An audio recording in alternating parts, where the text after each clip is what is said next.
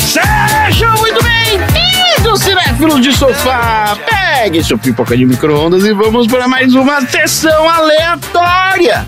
Nesse podcast assistimos a um filme sorteado e falamos sobre diversas maluquices que surgem por causa dele, como por exemplo cheques voadores, pais bastante condescendentes e uma maioria de moleque primário. Eu sou o Tonzeira e mentor. Diga-me, Lê. 2 ratos caíram num balde com leite.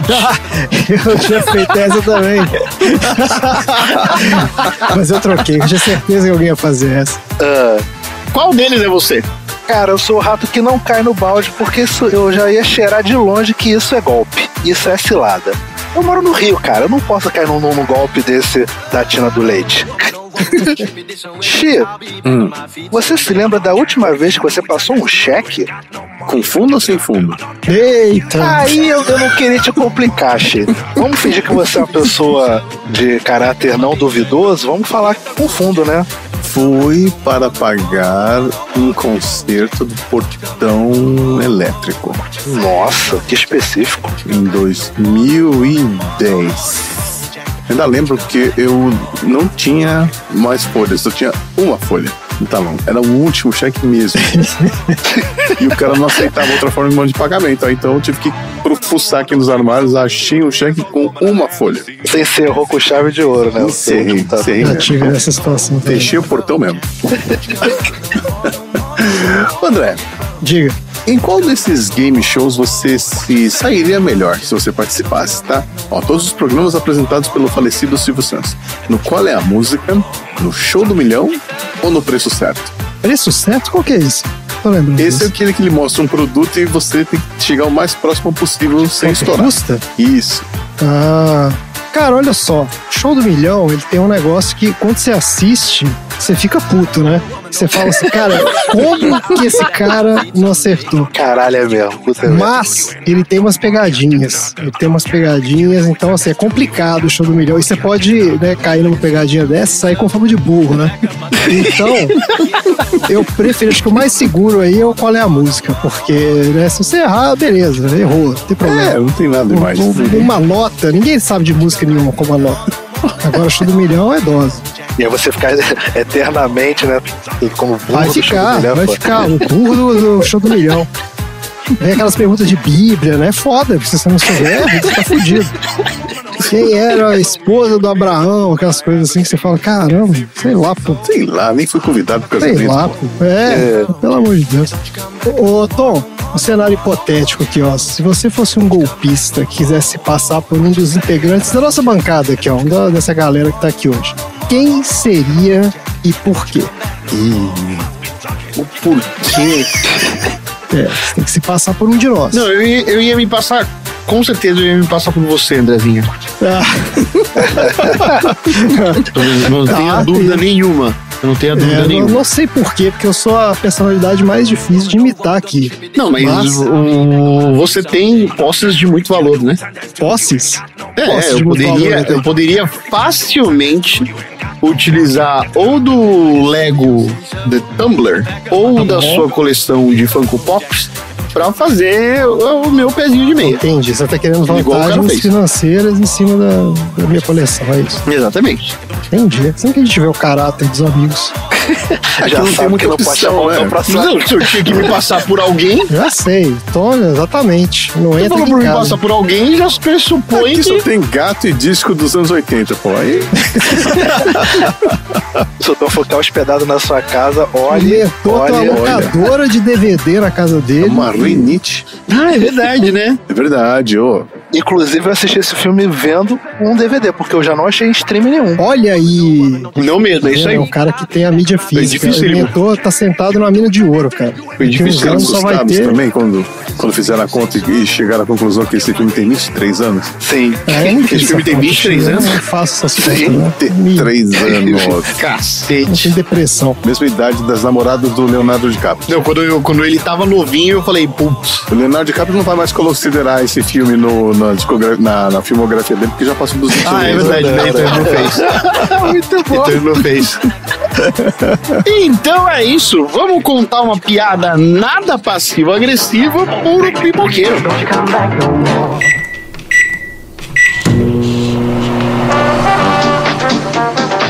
Aqui diz que ele serviu no exército. Vocês se conheceram na guerra? Eu vivia numa pequena vila na França, Montrichard. O tipo de lugar onde ninguém conhecia. Sessão aleatória.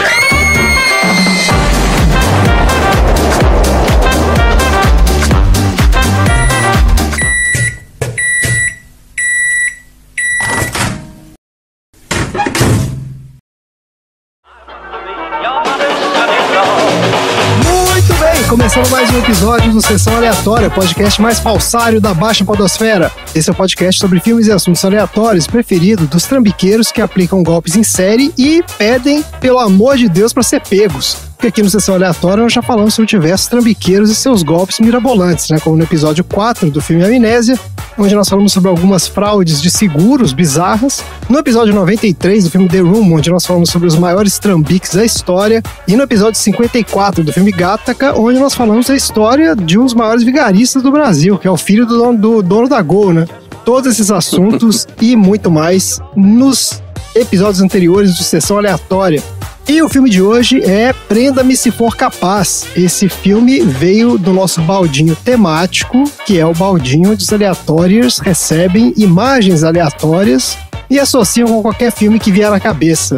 Ô Tom, qual foi a imagem que o nosso aleatório teve que interpretar para colocar esse filme no baldinho? Você tem a imagem? Não.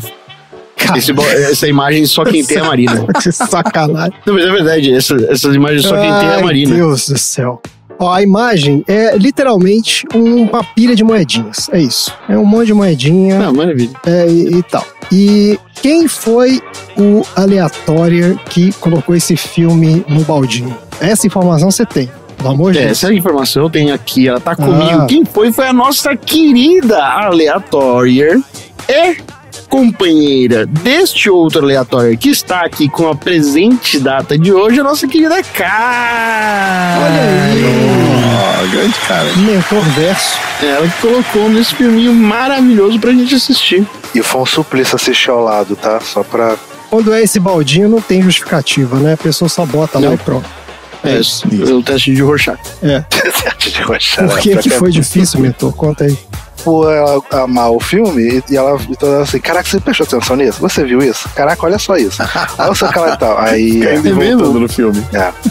Ela é daquelas que faz a trilha de comentário do DVD. Não, até ela fala assim, até tipo assim, ó, isso daria um ótimo assunto aleatório, hein? Anota isso, daria um ótimo assunto aleatório. Eu sei com uns 5 assuntos aleatórios. Depois que você começa a fazer esse podcast, você nunca mais tem paz pra ver filme nenhum, né? Porque você fica o filme inteiro pensando qual é o assunto que vai fazer, qual é o troféu, é um inferno. A vida se resume antes e depois da sessão aleatória. Exatamente. Então, você nunca mais vê filme sossegado, não. Não tem paz. Viram um trabalho. Então vamos lá, vamos falar do filme. Prenda-me Se For Capaz é um filme de 2002, dirigido pelo Steven Spielberg, com o roteiro do Jeff Nathanson, baseado na autobiografia do Frank Abagnale Jr., publicado em 1980. O filme estrela o Leonardo DiCaprio como Frank Abagnale Jr., o Tom Hanks como Carl Henretti, o Christopher Walken como Frank Abagnale, né, que é o pai lá do cara, e a Amy Adams como... Ih, peraí que faltou o nome dela aqui. Alguém lembra o nome do personagem dela? Claudinha. Da Amy Adams. A Amy Adams é a Brenda. É isso. E a Amy Adams como Brenda. O Steven Spielberg é considerado um dos maiores cineastas de todos os tempos. Nós já falamos muito dele aqui na Sessão Aleatória. A gente já teve 4 episódios de Steven Spielberg. Aqui, ó. O episódio 7 do Jurassic Park.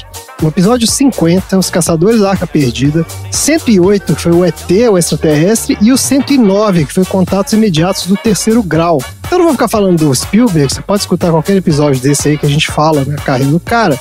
Mas eu vou perguntar pra nossa bancada aqui, qual é o seu filme favorito do Steven Spielberg? Oxi, qual é o seu? Que pergunta, justo eu que sou a geração Spielberg, cara. Então fala, tem que escolher um. Escolhe um aí. Com encurralado e por aí vai. Ai, meu Deus, a gente... Agora eu tô na dúvida se é ele como escritor, produtor ou diretor, mas eu acho que Forrest Gump. Forrest Gump, ele não é ele que é. Ele dirige esse Forrest Gump? Não é ele. Não é ele? É o Robert Zemeckis. Ah, é verdade, ele é o diretor. Mas ele produziu, então. Alguma relação deve ter. Ele assistiu. Ah, tá bom. Então, vou pegar um da minha infância, então. Tipo... pode ser o ET. Goonies. Goonies não é dele também, não, seus malucos. O Goonies é dele. Eu chorei pacas no ET. Goonies não é do O Spielberg? Goonies é dele. Goonies Não. é dele sim, lógico que é. Gente, O Goonies é dele. Não, o Goonies é dele. Não é. Ele foi O produtor. Steven Spielberg é autor do filme. Vocês estão completamente malucos. Vamos fazer assim, ó. Mas tem ele que tava ser no filme. filme que ele é Ah, ele apareceu diretor. Não rapidinho. pode ser Tá. produtor, faxineiro, nada disso. É o filme que ele é diretor. Pronto. Tá, que é diretor. Tá, vamos lá. Indiana Jones, Caçadores da conta. Arca Perdida. Conta, Caçadores conta. da Arca Perdida. Pronto. Caçadores da Arca Perdida. Tá, Isso. eu gosto do último. Do Indiana Jones e a Última Cruzada. Mas isso não é o último, não, Não, você né? sabe, né? Tem vários depois Não, desse. mas porque eu considero esse o final do Teve Indiana uns Jones. 5 depois desse aí que você falou. Eu não considero. Eu considero Você não esse o final. considera? Ah, tá ótimo. Entendi. Tá bom. É tipo o Batman, eu só considero só até o tá depois. Tá bom. Pô, mas o Soldado Ryan também é bom pra caramba. Soldado É muito Ryan, que difícil, massa, é né? difícil, cara. Eu acho isso. Resgate do Soldado Ryan é um absurdo. Aquela série do Blues Brothers, como é que é? De guerra também, ele é diretor ou ele é só produtor executivo? Band Aquela of da Brothers? HBO? Band of Isso. Brothers. Ele é produtor executivo. É. E você, Tom, você tem algum filme favorito do Spielberg? Então, não Você tem gosta de como. O todos? meu é Jurassic Park. Jurassic Park. Também aí, ó. Sim. Aí, ó. Não tem a menor chance de ser outro. Esse é um também que já tá no 30º Jurassic Park também, né? Já tá Já no... tem uns 40. Eu gosto de 2 filmes do Spielberg que eu acho que são o pessoal não lembra muito, mas um que é o Minority Report, que eu acho um filmaço. Ele é diretor desse filme? Caraca! É dele. E o outro que é o Munique também, que é um filmaço de espionagem também, pô. Adoro. Mas ele tem muito filme bom. O Munique eu não lembro do filme em si. Detalhes do filme. É com o Eric Bana, faz um agente da Mossad. Eu quero colocar o Minority Report no baldinho Mega Blaster. Pode botar. Ele já tá. Olha Aprovado. aí, olha aí. Pode pôr. Não sei, mas Pô. se tiver, vai botar de novo. Vamos por aqui. Reforça. Vai, eu vou Isso. colocar aqui. Excelente. Minority, pô, esse filme é, pô, caraca. É, E fiquei chateado que ninguém mencionou um que eu achei que todo mundo ia mencionar, que era Tubarão. Tubarão. É um clássico, né? Clássico. Caçando palavras. É. Porra, filmão. Ele usou. Não, o pra filme é fazer de ótimo. aprendizado pra fazer o ET. Então, eu acho que eu não colocaria como um dos melhores dele. É um filmaço. Vocês Eu adoro. estão malucos. Mas eu acho que melhores. Polêmica! Ninguém falou o Capitão Gancho, né? Aquele ali Não, passou é batido. animal, né? mas não tá perto. Não tá perto. É, O Tom pois é. Hanks, não, com Robbie Williams, né? Robin É. Williams. Cocum é do Spielberg, né? Cocum. Não. Cocum não é, cara. Não Ele precisa. era, não foi mais. Não é mais. Não é, não. Tipo, deixou de ser. Todos os filmes da infância de vocês estão achando que é do Spielberg. Não é, gente. Tem de um cabeça, certo número de filmes. Não fez todos. Não, Sim, e cabeça, é. faltou alguns, gente. Faltou esse, faltou a lista de Schindler. É, mas é. Porra, aí sim, aí esse toma- não dá, não. Esse não, filme é esse muito é- bom, mas é um filme muito bad vibes. Nossa, e muito mal, bad é um vibes. filme que não dá pra ver de novo. Tem aquele Terminal também, que é do Tom Hanks, que fica o cara perdido no aeroporto. Ah, eu adoro Esse filme é dele também. Esse filme é dele também. Não, Cocum não é do Spielberg. Cara, que tristeza. Tá bom, ó, falamos já de muito filme do Spielberg aí, falamos de muito filme que não é dele também. Então a gente vai agora pro nosso quadro Viu Não Viu, onde a gente fala sobre alguns trabalhos que a gente viu e outros que a gente nunca ouviu falar das estrelas desse filme. Você viu ou não viu? O Leonardo DiCaprio é outro que já falamos aqui no Sessão Aleatória muito, né? Chega de Leonardo DiCaprio. A gente falou dele no episódio 2 do filme Gangues de Nova York e no 72, que é o Não Olhe Para Cima. Inclusive, nesse episódio tem um assunto aleatório sobre o Leonardo DiCaprio. Então, se você quiser saber mais da vida desse cara, você escuta lá o episódio 72. E outra estrela desse filme que já apareceu aqui também é a Amy Adams, né? A gente falou um pouco sobre a carreira dela no episódio 40 do filme A Chegada, a participação do nosso querido Fabioca. Então, se quiser conhecer também um pouco sobre a carreira dela, escuta lá. Vamos falar então de um dos atores mais legais de Hollywood, que é o Christopher Walken, que faz o pai do Leonardo DiCaprio nesse filme aqui, né? More cowbell. O nome verdadeiro dele é Ronald Walken. Ele nasceu em 1943, em Nova York. Curiosamente, aqui, ó, do lado aqui de casa, ele nasceu em Astoria, no Queens. E começou a carreira artística aos 5 anos de idade, participando de programas de variedade e comerciais de TV. Daí, na adolescência, ele passou um tempo trabalhando no circo como domador de leões. Depois ele entrou para a universidade, mas saiu um ano depois, porque não queria estudar, ele queria estudar dança. Foi nessa época que ele adotou o nome artístico, né, de Christopher Walken, porque ele achava mais sonoro. Daí, durante os anos 60, ele atuou em diversos musicais da Broadway e começou também a fazer alguns filmes para TV e produções de baixo orçamento para o cinema. E nos anos 70, ele passou a atuar em produções maiores e algumas participações em séries de TV. Ele participou aqui, ó, do Havaí 5-0 e do Kojak. Você gostava disso aqui? O luxo, eu não lembro não, o que é isso? Kojak, opa. Passava na Record. Você é fã do Kojak? Não, eu gostava mais do Bareta. Eu não sei do que você tá falando, mas... E tinha o Stars in Hutch. Esse Kojak, ninguém sabe o que é. Todo mundo só sabe que ele era careca, porque tinha essa... Né, o pessoal chamava de Kojak quando era antigamente. O Kojak parece o Mr. Magoo. Mas ele era o quê? Ele era um detetive? O que ele fazia? Ele era tipo... Eu não lembro direito porque eu não assistia muito, mas ele resolvia crimes também. Ele chama detetive. Meu favorito então era o Columbo, tá? É pra isso. Aqui, ó, o grande salto na carreira do Christopher Walken veio em 1978, com a atuação no filme O Franco Atirador. E esse filme ele ganhou um Oscar de melhor ator coadjuvante. E aí, né, solidificou a carreira, que é considerado um dos atores mais prolíficos e versáteis de Hollywood. O cara tem mais de 100 filmes na filmografia dele aqui, ó. Pô, ele fez o Batman Retorno, cara. Ele fez muito filme aqui, ó. Ele fez o Batman Retorno, ele fez o Na Hora da Zona Morta, de 83, o 007 Na Mira dos Assassinos, de 85, ele faz o vilão do filme aqui, o Max Zorin. Mas ele tem uma cara esquisita mesmo, né? Ele tem uma carinha meio estranha. Bem estranho. Ele fez Clique, cara. Clique é uma obra-prima, cara. E o Tubarão, vocês ficam caçando palavra. Porra, você quer comparar Clique com o Tubarão, você toma uma sova. Vocês são malucos. Clique é uma obra-prima, é comédia, é drama, é terror. É um filme completo. É drama. É a Dan Sandler, né? É a Dan Sandler na veia. Aqui, ó, ele tá no Batman Retorno, você falou lá, ele faz um subvilão do plot, né? Porque, não, ele faz tipo o chefe da Celina. Ele é o chefe da Celina Kyle. Exatamente, ele é o Max Schreck. É o cara que quer... Eu não lembro, que ele tem um plot maluco lá de que ele tem um negócio de uma usina de energia que ele quer fazer, né? Ele é o Elon Musk de Aqui, ó, ele tá no Quanto Mais Idiota, Melhor 2, filme que vocês adoram aí, ó.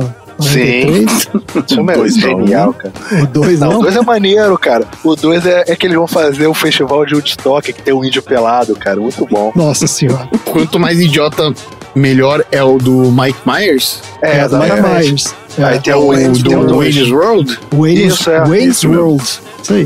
Tem um e tem vocês falaram dois, né? Excellent.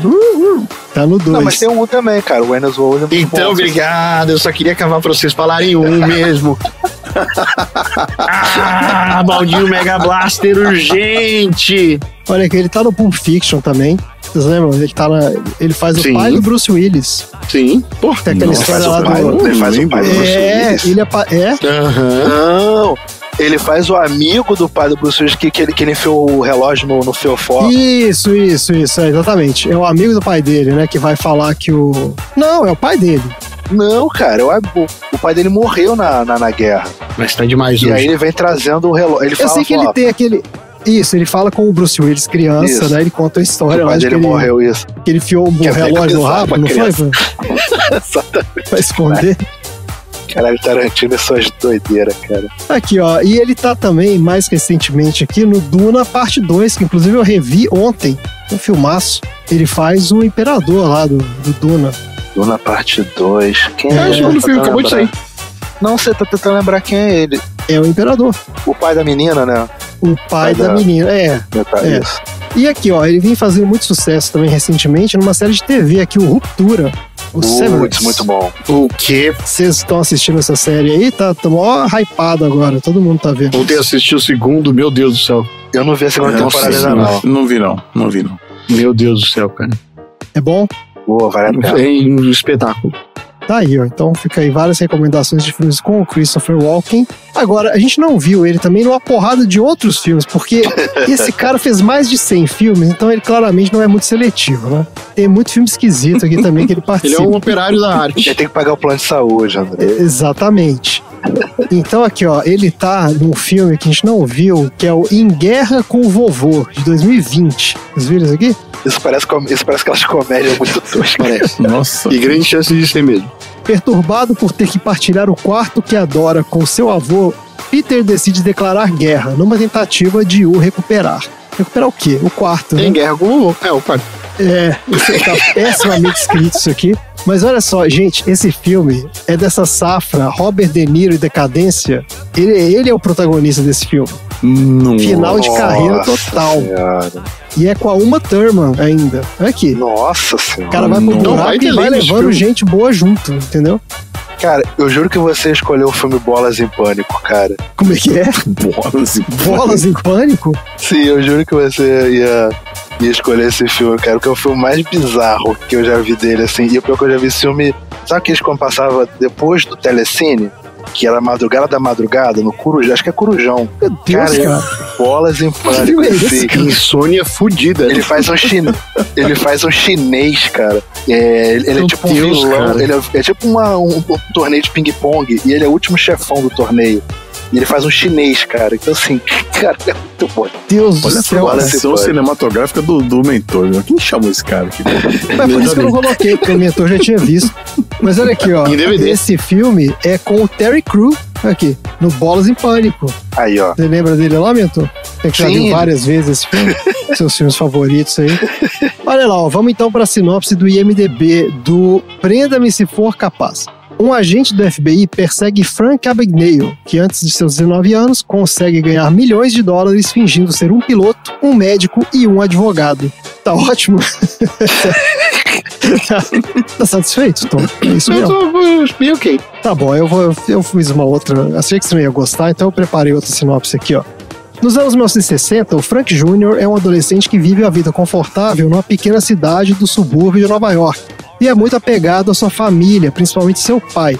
O Frank pai é um veterano da Segunda Guerra Mundial que se tornou um pequeno empresário e um grande vigarista que vive aplicando golpes e enganando as pessoas para obter vantagens em diversas situações. Mas quando ele se torna alvo de uma investigação do imposto de renda, a família é obrigada a vender praticamente tudo que tem e adotar um estilo de vida bem mais simples, o que acaba levando ao fim do casamento entre o Frank e a esposa dele, a Paula. Abalado pelo divórcio dos pais, o Frank Jr. foge de casa e, para sobreviver, passa a assumir diferentes identidades, desenvolvendo sofisticadas habilidades como falsário para aplicar golpes cada vez mais elaborados. Só que rapidamente ele chama a atenção das autoridades, então o agente Carl Henrich do FBI é designado para trabalhar no caso e começa um elaborado jogo de gato e rato entre o Frank Jr. e o Carl, que dura anos, mudando para sempre as suas vidas. E é isso o filme.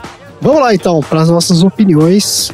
Aqui, começando então com o mentor, você que teve aí essa oportunidade de ver o filme com a trilha de comentários da Karen, como é que foi aí assistir ao Prenda-me se for capaz? Cara, sabe o que é o mais engraçado? Eu esqueci como o filme começava. Porque assim, quando começou lá aquele talk show, eu fiquei assim, que filme é esse? Eu fiquei olhando assim, eu tinha apagado o início do filme. Porque pra mim o filme é ele já como piloto. Toda essa parte da história dele, do pai dele. Eu falei, gente, eu vi um outro filme. Eu falei, caraca. Você apagou da memória o início do filme aí. Eu também. Eu fiquei assim, cara, porque pra mim o filme começava ele piloto, assim, tipo... Cara, você sabe como é que começava o filme pra mim? Ele lá naquela prensa, lá na França, lá, que ele tá muito doido. Esse é o final do filme, porra. Aí eu falei, cara, o filme começava ali pra mim, tipo assim, ali, e aí depois fazer tipo um flashback dele... Ah, tá, entendi. Dele Tá sendo piloto, médico e tal.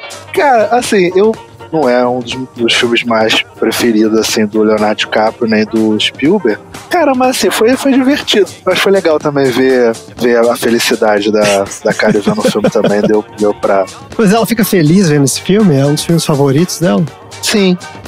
Não sei porquê. Tá bom, eu não tô julgando, não, só tô perguntando. Não, sim, não, mas é engraçado, porque assim, eu não sei se tem um lado histórico, não sei. Tem gente que gosta de quanto mais idiota, melhor, tem gente que gosta de batutinha, tem de tudo. Não sei se tem um fator histórico, eu não sei, mas eu gosto muito, assim, dessa coisa light, assim, que você tem que desligar, mesmo falando que foi baseado em fatos, né, ali tem muita coisa que, assim, você tem que desligar, né, a chave da realidade, porque... Nossa, tem muita coisa, mas muita coisa. Nossa senhora. Entendeu? Que porque, cara, assim, eu acho que ele soube vender bem a biografia da vida dele, porque se eu fosse ler, eu falaria, cara, mentira, cara, tu não fez isso aqui. Não foi assim.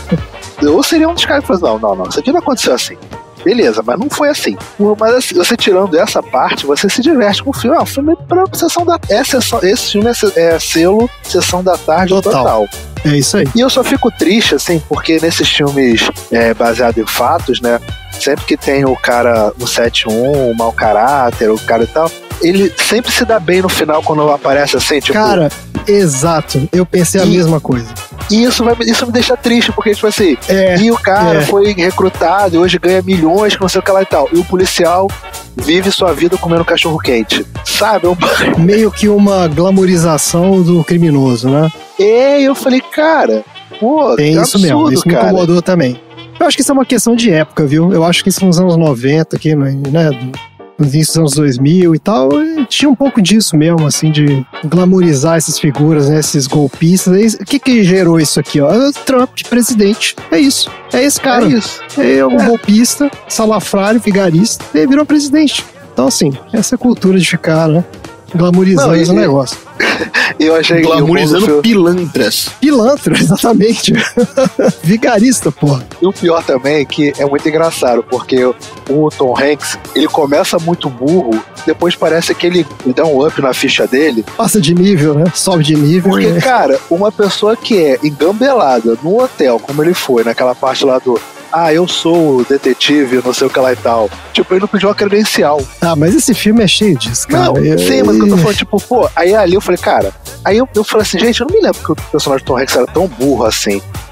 aí eu falei, pô, eu não me lembro que ele era tão burro. Aí depois quando eu vi o cara lá matando a charada por uma ligação que o cara tem, não, ele está triste porque é Natal, ele não tem ninguém, e a neve que caiu no telefone é de Chicago, não sei, eu falei, caraca, maluco, cara de burro virou Batman, maluco, o maior detetive do mundo.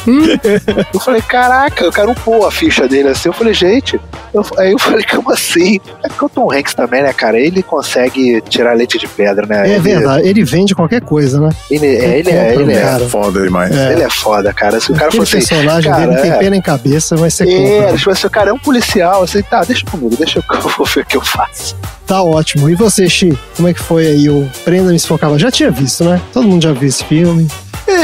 Assim, vou contar uma historinha. Eu peguei pra assistir esse filme, eu peguei um Blu-ray, acho que um DVD, não lembro, e fui pra casa de uma mesma namorada, na época namorada.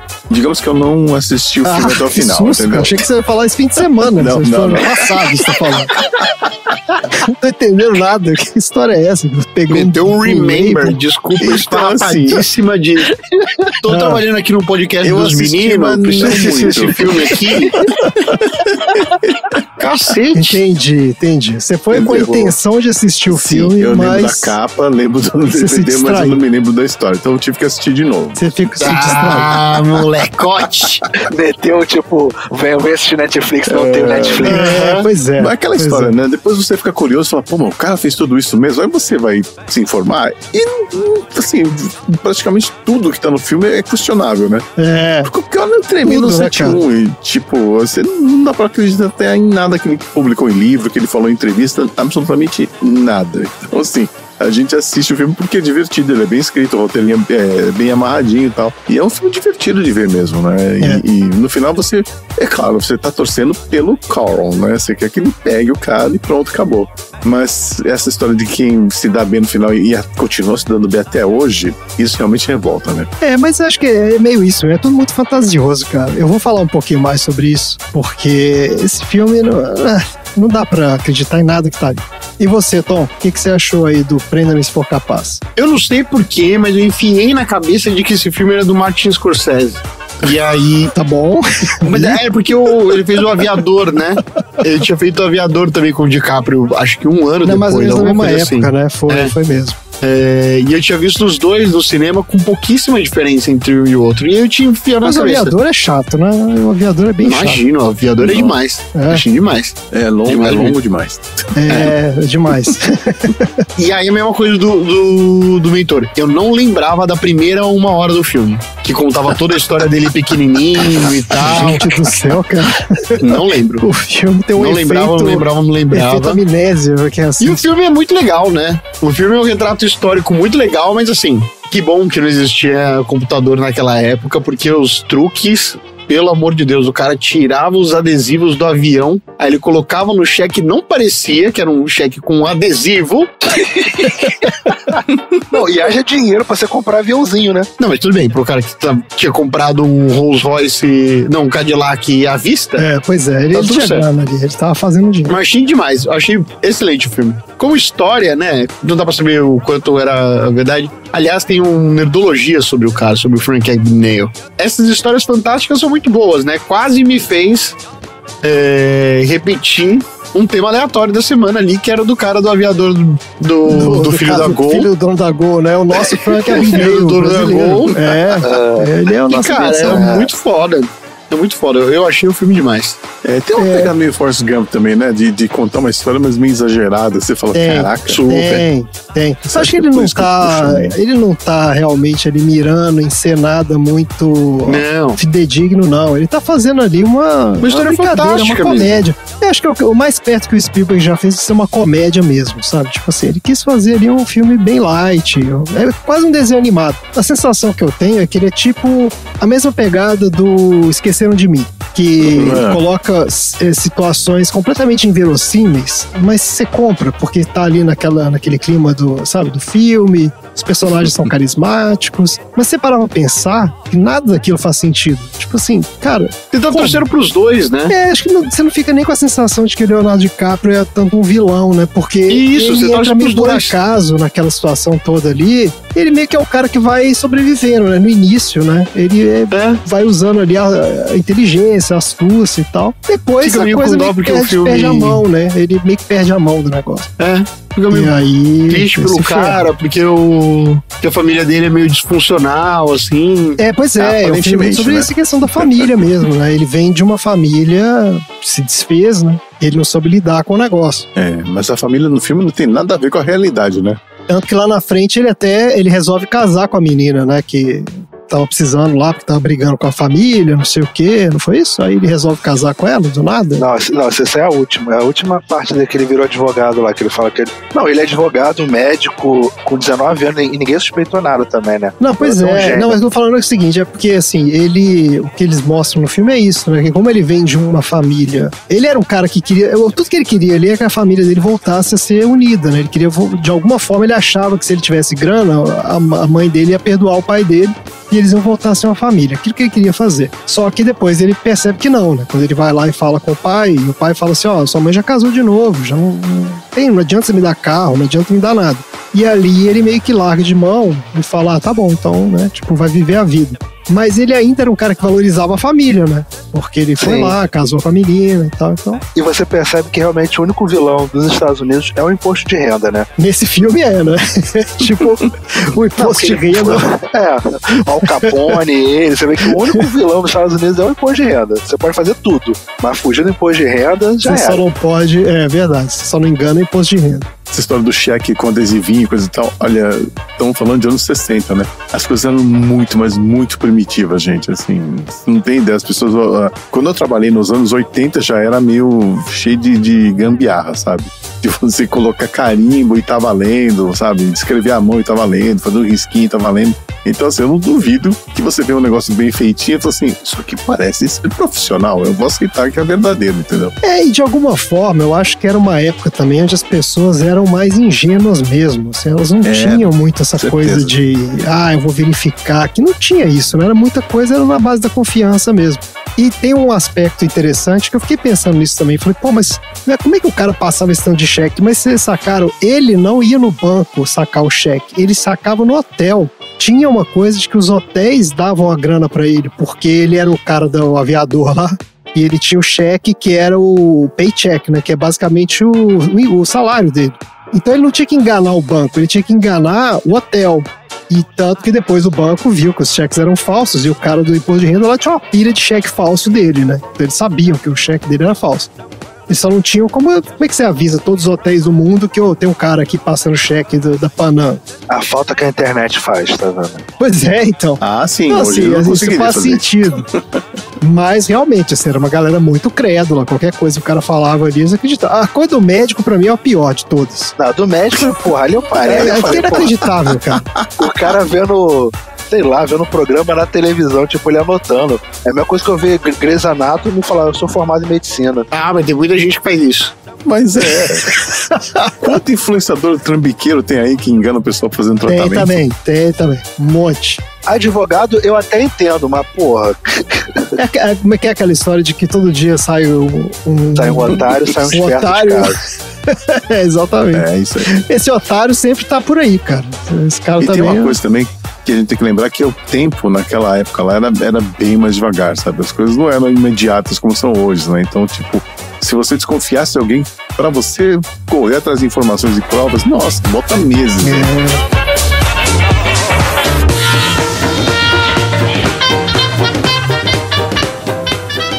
Não se trata da frequência de seu filho. Eu lamento informá-los de que, na última semana, Frank tem dado as aulas de francês da Sra. Glasser. Ele o quê? Seu filho tem se passado por professor substituto, ensinando aos alunos, passando o dever de casa. A Sra. Glasser ficou doente e houve uma confusão a respeito do verdadeiro substituto. Seu filho conversou com os pais de um aluno ontem e estava planejando uma excursão com a turma para uma fábrica de pão francês em Trenton. Compreendem o problema que nós temos?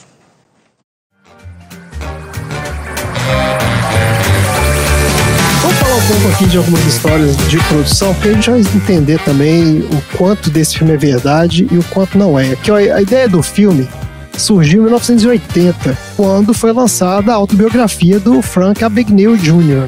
Na época do lançamento, o Frank deu várias entrevistas para a TV falando do livro. E dois produtores, uns caras chamados Norman Lear e Bud Yorkin, viram uma dessas entrevistas dele no programa do Johnny Carson, né, aquele Tonight Show, e imediatamente perceberam o potencial do negócio. Então eles entraram em contato com o Frank e adquiriram os direitos de adaptação para o cinema.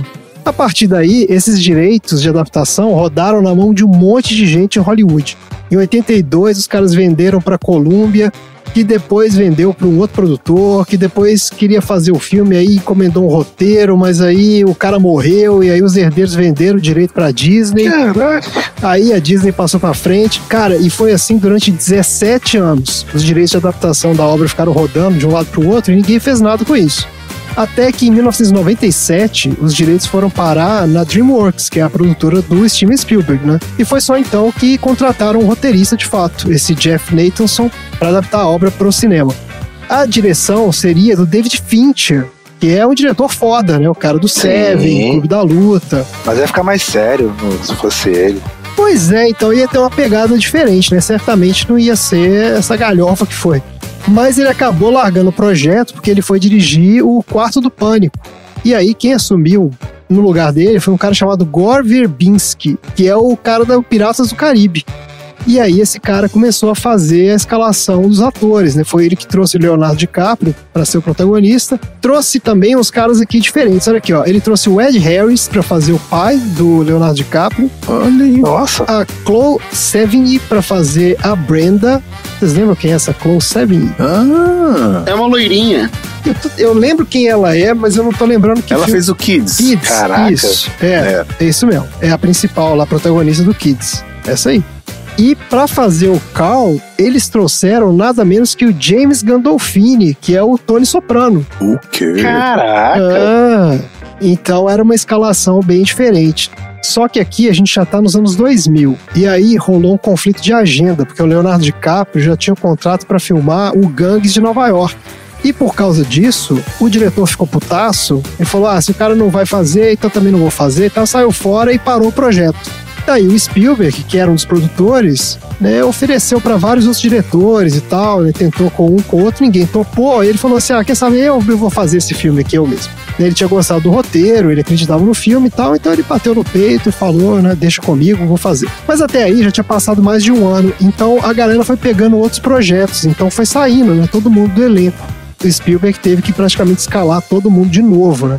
A vantagem para ele foi que nessa altura o Leonardo DiCaprio terminou a gravação do Gangue de Nova York e aí topou voltar pro projeto. Então aí veio o Leonardo DiCaprio, veio o Tom Hanks, né, que é brother do Spielberg, veio essa galera toda. Agora, a grande pergunta: quanto desse filme é real e quanto é fictício? Ninguém sabe.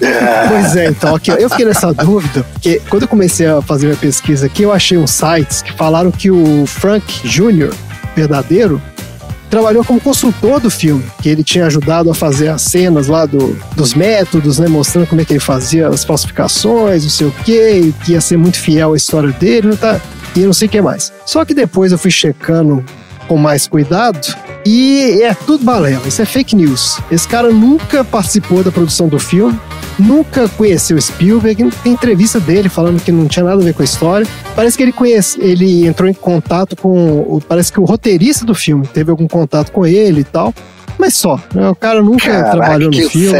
Nato, cara. Então assim, sei lá de onde tiraram esse negócio. Agora, apesar de ser baseado no livro do Frank, boa parte do que tá na tela é ficcional, né? Começando com um dos personagens principais do filme, que é o Carl, né? O Tom Hanks. Esse cara não existiu na vida real. Como não? Então, esse personagem nunca existiu, essa pessoa. O Frank, ele foi perseguido por diversos agentes, né, ao longo da carreira dele de falsário, né? Mas para deixar a história mais interessante, o roteirista falou: não, eu vou fazer um antagonista aqui para ele, né? De fazer um cara e vou fazer um jogo de gato e rato e tal. Então toda aquela dinâmica entre os dois, aquele negócio do Frank ligar pro cara no Natal, nada disso aconteceu. Tudo isso foi... Aquela frase no final, então, e eles continuam amigos até hoje, é mentira. Exatamente. Então, assim, nada disso existe. Porque aquela parte no final que fala que aquela parte da colaboração dele com o FBI, que ele ganhou milhões de dólares, não tem comprovação nenhuma de nada disso. Que ele ajuda nos sistemas de cheque até hoje, também é mentira. Parece que não também. Parece que ele parece. Ninguém tem comprovação de nada. Parece que ele fez algum trabalho ali ajudou a fazer algum trabalho em algum momento ali com o FBI, mas disse que ele nunca ganhou nada com isso. Então, assim, fica aí pra imaginação de cada um. Caraca! Olha só, aquela parte que ele encontra com o pai dele nunca existiu, que ele conta que depois que fugiu de casa ele nunca mais encontrou com o pai. A mãe dele não casou de novo, ele não era filho único. Então, assim, nada aconteceu, entendeu? Tipo, nada do filme. Então, é isso. E aquela cena que pra mim é a mais absurda do filme, que é aquela que ele foge do avião pela privada, ele fala que ele até fugiu mesmo, mas que não foi daquele jeito, né? Que obviamente não foi pela privada do avião. Ele disse que ele saiu ali tipo, na hora que as aeromoças abriram a porta e tal, ele deu um jeito de escapar lá. Gente, tô chocado. Mas assim, é isso, cara. É o seguinte, gente, Hollywood, é por isso que eu falo, esses filmes que o cara faz filme de terror e fala assim, baseado em fatos reais, é isso. Alguém ouviu dizer que, tinha um fantasma na casa tal. Cara, opa, baseado em fatos reais, vou fazer um filme aqui. Pelo amor de Deus, né, gente? Então, assim, não dá pra levar a sério. Mas, qual foi o resultado, então, desse negócio aqui, ó? Prenda-me se for capaz, estreou nos cinemas dos Estados Unidos em dezembro de 2002 e foi um sucesso estrondoso de público, assim como tudo que o Spielberg põe à mão, né? O custo de produção foi 52 milhões de dólares, o filme rendeu mais de 350 milhões.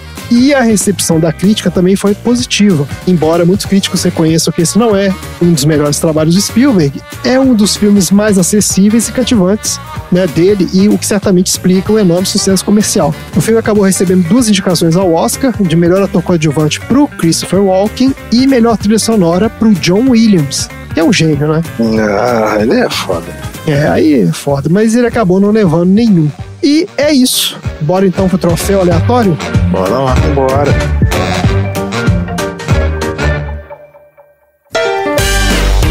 Troféu aleatório.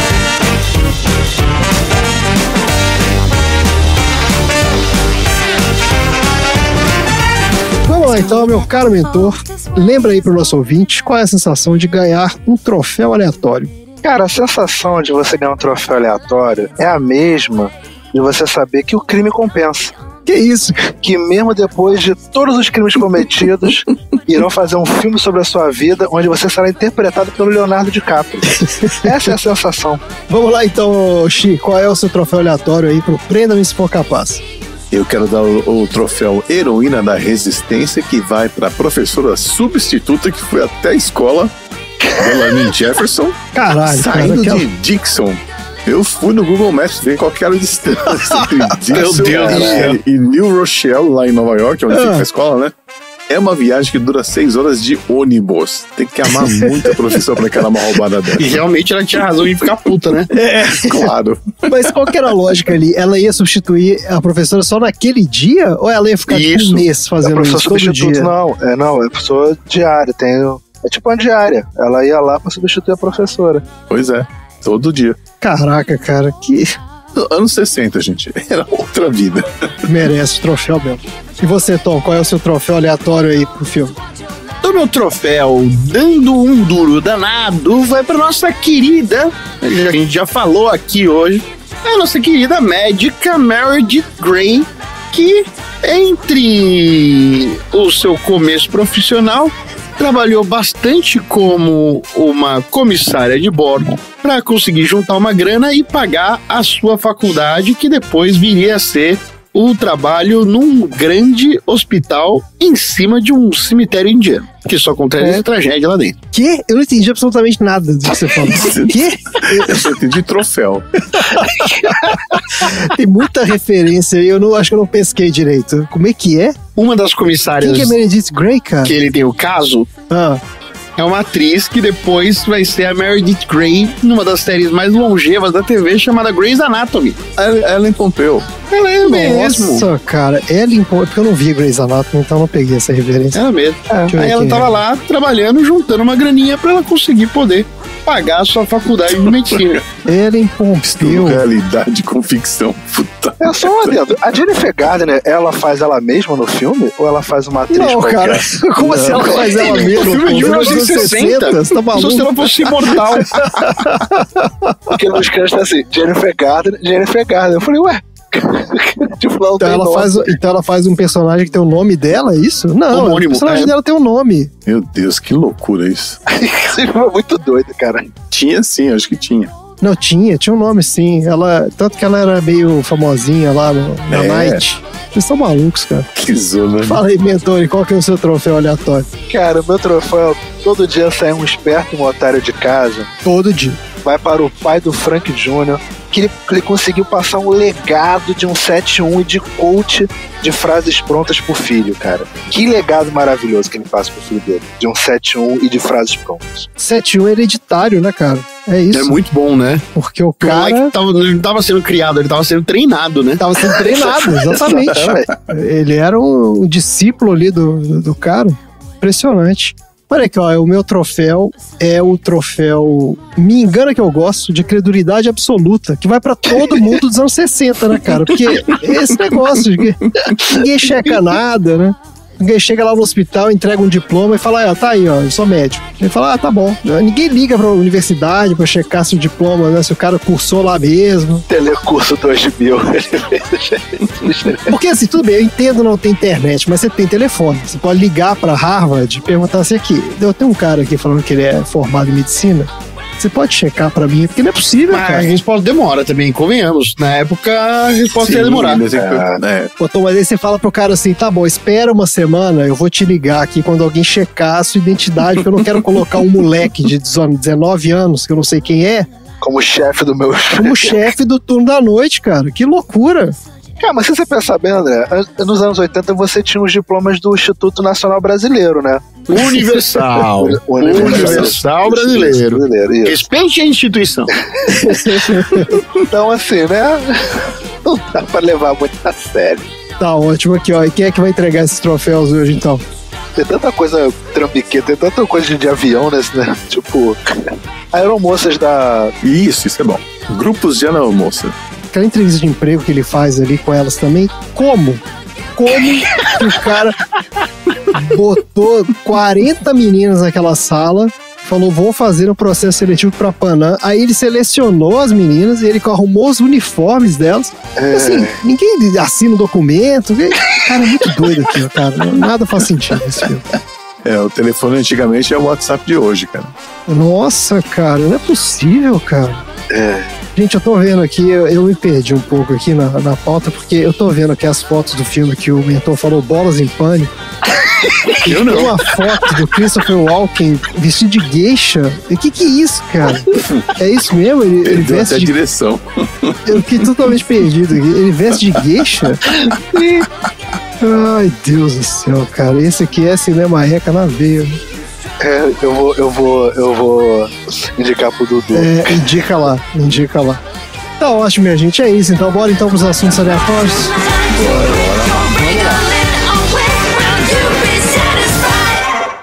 O sujeito em questão é um falsário que começou a trabalhar na Costa Leste nas últimas semanas. Ele desenvolveu uma nova forma de fraude em cheques que eu chamo de flutuante. O que ele faz? Abre contas correntes em vários bancos e depois muda os números microimpressos na parte inferior dos cheques. Próximo slide, por favor. O controle está quebrado. Vai ter que fazer isso manualmente. Tem que tentar o... Agente Mullen, deve ser o botão quadrado que fica aí do lado. Essa bandeja não funciona. Ela é péssima. Obrigado. Vai ter que avançar manualmente. Vamos lá, então, começando com os nossos maravilhosos assuntos aleatórios da noite. Mentor, qual é o seu assunto aleatório? Cara, no filme de hoje, a gente tem 2 protagonistas, Leonardo DiCaprio e Tom Hanks, mas o filme tem um terceiro protagonista muito presente. E é sobre ele que eu vou falar hoje. Mas antes eu queria deixar o meu espanto que em 196 episódios esse tema nunca foi falado. E o pior de tudo, o Xi não falou desse tema. Meu Deus, o que cara. mais me espantou. Xi tá negligenciando o podcast. O que você não falou, Xi? Eu vou falar sobre a história do cheque. Olha aí! É que são péssimas lembranças, gente. Desculpa. Ih, pronto. Agora vai continuar essa música Hello, Darkness, My Old Friend. Eu trabalhava no setor de compensação do banco. Hoje em dia eu tenho traumas. Todas as vezes que eu vejo alguém fazer... Toda vez que eu vejo alguém folheando o talão, esse filme faz aquele barulho. Eu gatilho. Eu consigo sentir a minha espinha ficando fria. Toda vez que alguém coloca o dedo na língua pra poder passar de folha pra folha. Quando dá aqueles 2 risquinhos assim na diagonal. O endosso do cheque. Endosso do cheque. Sem contar o ódio profundo quando eu vi alguém cruzar o cheque. Isso. Então, vamos lá. As primeiras formas de cheque remontam à Pérsia do século IX, com os nomes de saque ou saká.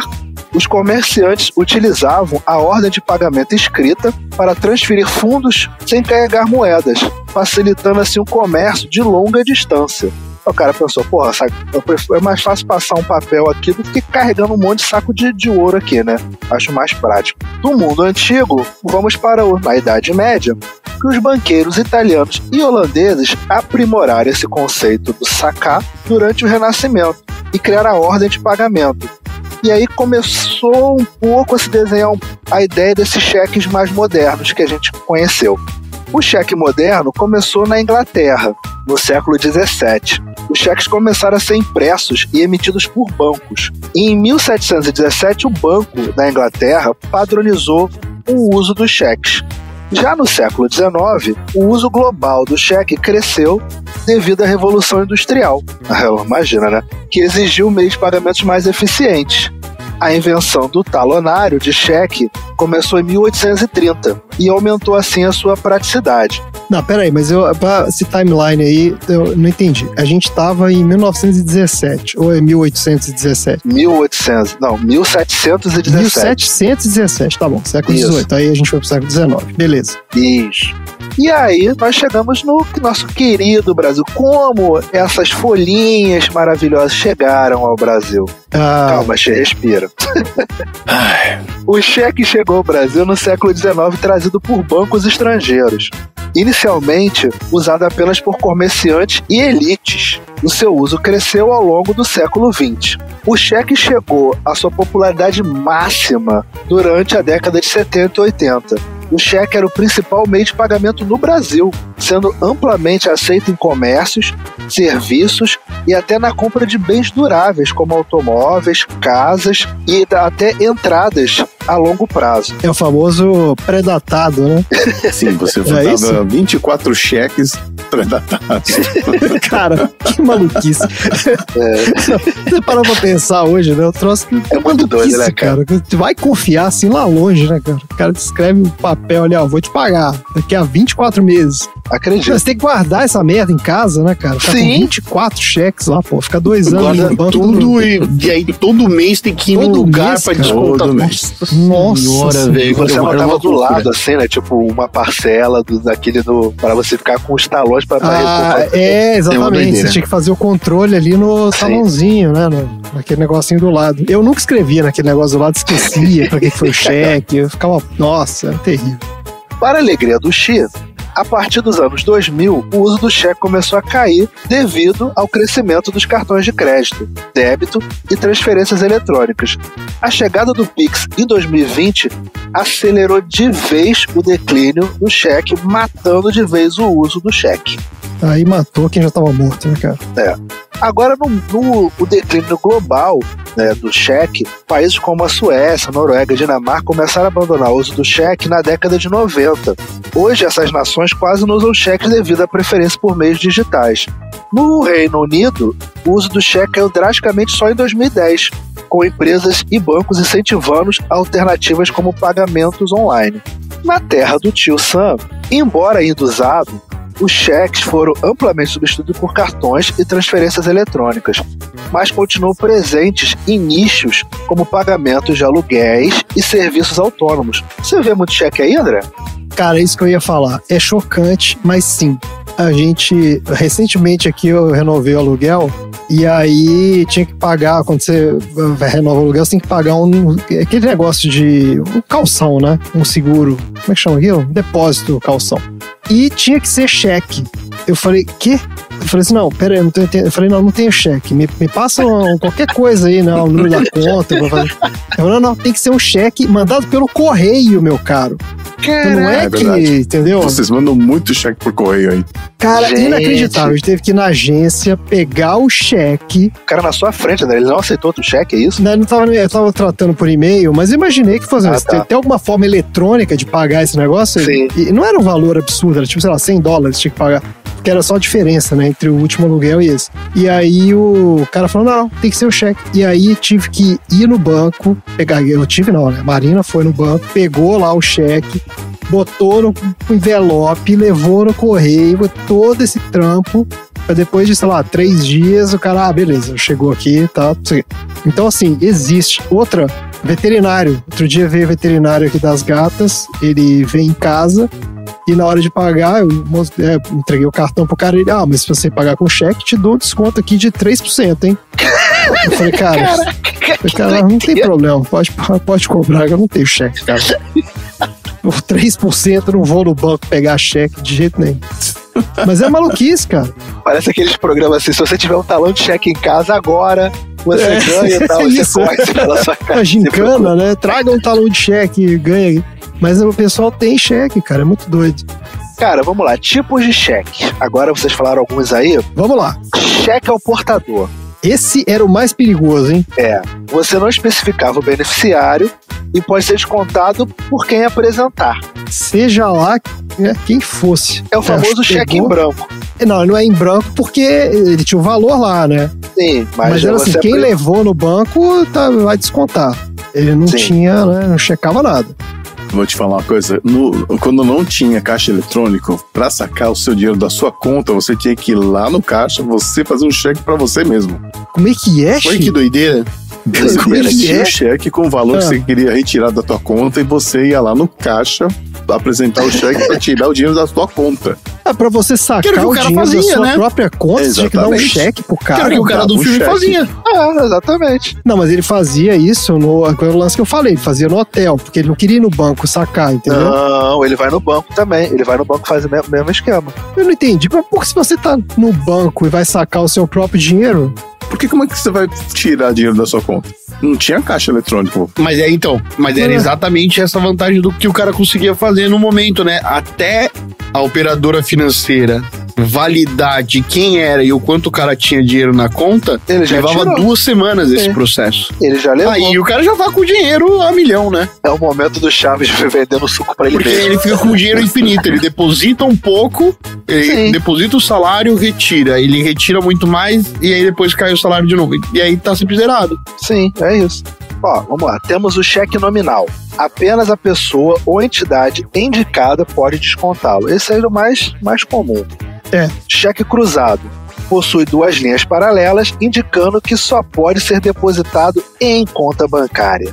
É aquele que o cara não pode sacar na boca do caixa. É quase que uma manobra radical na hora de preencher. Isso não podia. Demorava um dia útil. Tem o cheque administrativo, que é emitido pelo banco, garantindo o pagamento, que é o paycheck, né, que é o seu salarinho. Isso. Cheque visado. O banco certifica que há fundos suficientes antes da emissão.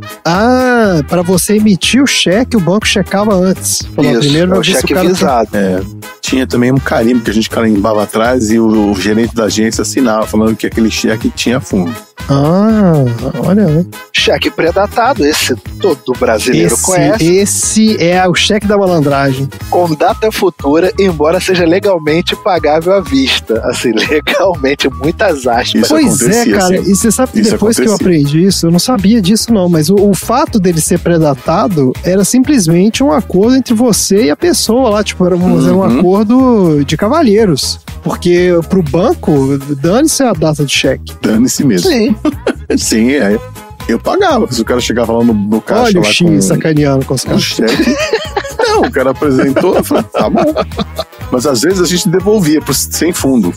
Porque aí tinha esse risco, né? Você falava assim, ó, eu tô te dando pré-datado aqui, se você botar antes, não vai ter dinheiro. Você vai se ferrar. O cara não era honesto, não desconta que não tem dinheiro. Exatamente, então você tinha que manter a sua conta zerada. Isso funcionava bem nos anos 80, né? Porque você não podia deixar o dinheiro na conta, né? Você tinha que ir lá sacar o dinheiro todo. Pois é. E aí no dia do que ia cair o cheque, você tinha que ir lá e depositar o dinheiro pro cara sacar. Que maluquice, né, cara? Era muito... A operação era muito doida, né? Cara, esse realmente é pra quem é muito rico. Esse eu nunca vi. Cheque de viagem. O Traveler's Checks. É seguro para uso no exterior. Já quase extinto devido aos cartões internacionais. Isso eu nunca vi também, não. O que é isso? O quê? Eu usei. Eu fui nascido e criado no meio dos Traveler Checks. Olha aí. Sério? Que isso? Como assim? A minha mãe era a atendente no Banco Itaú da Avenida Paulista, tipo, a principal agência daquela época, começo dos anos 90, onde as pessoas iam lá pra buscar Traveler Checks. Então, quem ia fazer viagem internacional, ligava pra minha mãe e falava, separa X dólares e X Traveler Checks, que eu tô indo aí buscar. Aí minha mãe separava, Mas já saía já preenchido? Aí a pessoa ia lá, fazia a retirada do dinheiro e minha mãe fazia a operação de tirar da conta do cara. Não, mas o Traveler Check ele já ia com um valor, era tipo um que você comprava, tinha um valor definido, né? Era um talãozão assim do Citibank. Na época o Citibank era tipo uma fornecedora do Banco Itaú, porque era quem tinha esse trânsito de câmbio internacional. Nenhum banco brasileiro tinha na época. E fornecia esses talões já iam pré-preenchidos pelo Citibank em nome da pessoa. Então tem cheque de $100, de $50, como se fosse um dinheirinho pré-preenchido que você utilizava como cheque. Mas aí você chegava na gringa, o que você fazia? Você sacava esse dinheiro? E utilizava o Traveler Check. Você ia no... Tá, mas você ia no Citibank e tirava a grana. Sacava o cheque. Sacava Ou o cheque. você pagava qualquer instituição lá com aquele Traveler Check. Você ia na, sei lá... um cheque como é que era o nome daquela loja lá do que passava no SBT, que tinha uma bandeirinha brasileira aí? Que o cara falava, em Nova York, visite a loja não sei o quê. Ah, tá, caraca. E você pagava, ou sei lá, sua câmera VCR com coisa. Pô, maneiro. Era dinheiro. Pô, maneiro. Era dinheiro. Maneiro. Então, mas era o equivalente de você levar o dinheiro Cartão internacional, físico, né? Isso era mais conveniente você levar do que levar o dinheiro. Aí a minha mãe conheceu pessoas muito famosas, como por exemplo o Jô Soares e o João Kleber. Pô, maneiro. Para. Explica isso direito. Para. De quem ia fazer viagem internacional era gente rica ou gente famosa. Ué. Não vai ser o José. E as pessoas iam lá retirar dinheiro. Você não pode mandar um assessor seu retirar o Traveler Check. Tem que ir você lá. Tem que assinar, é verdade. Tem que ir lá você.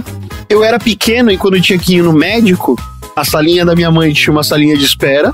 Aí depois tinha a sala onde tinha contato com ela. E a minha mãe trabalhava... Do lado tinha um biombo, onde tinha um cofre gigantesco.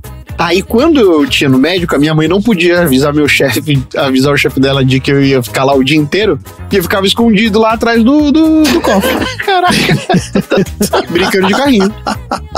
Eu tô preso no cofre de patinhas.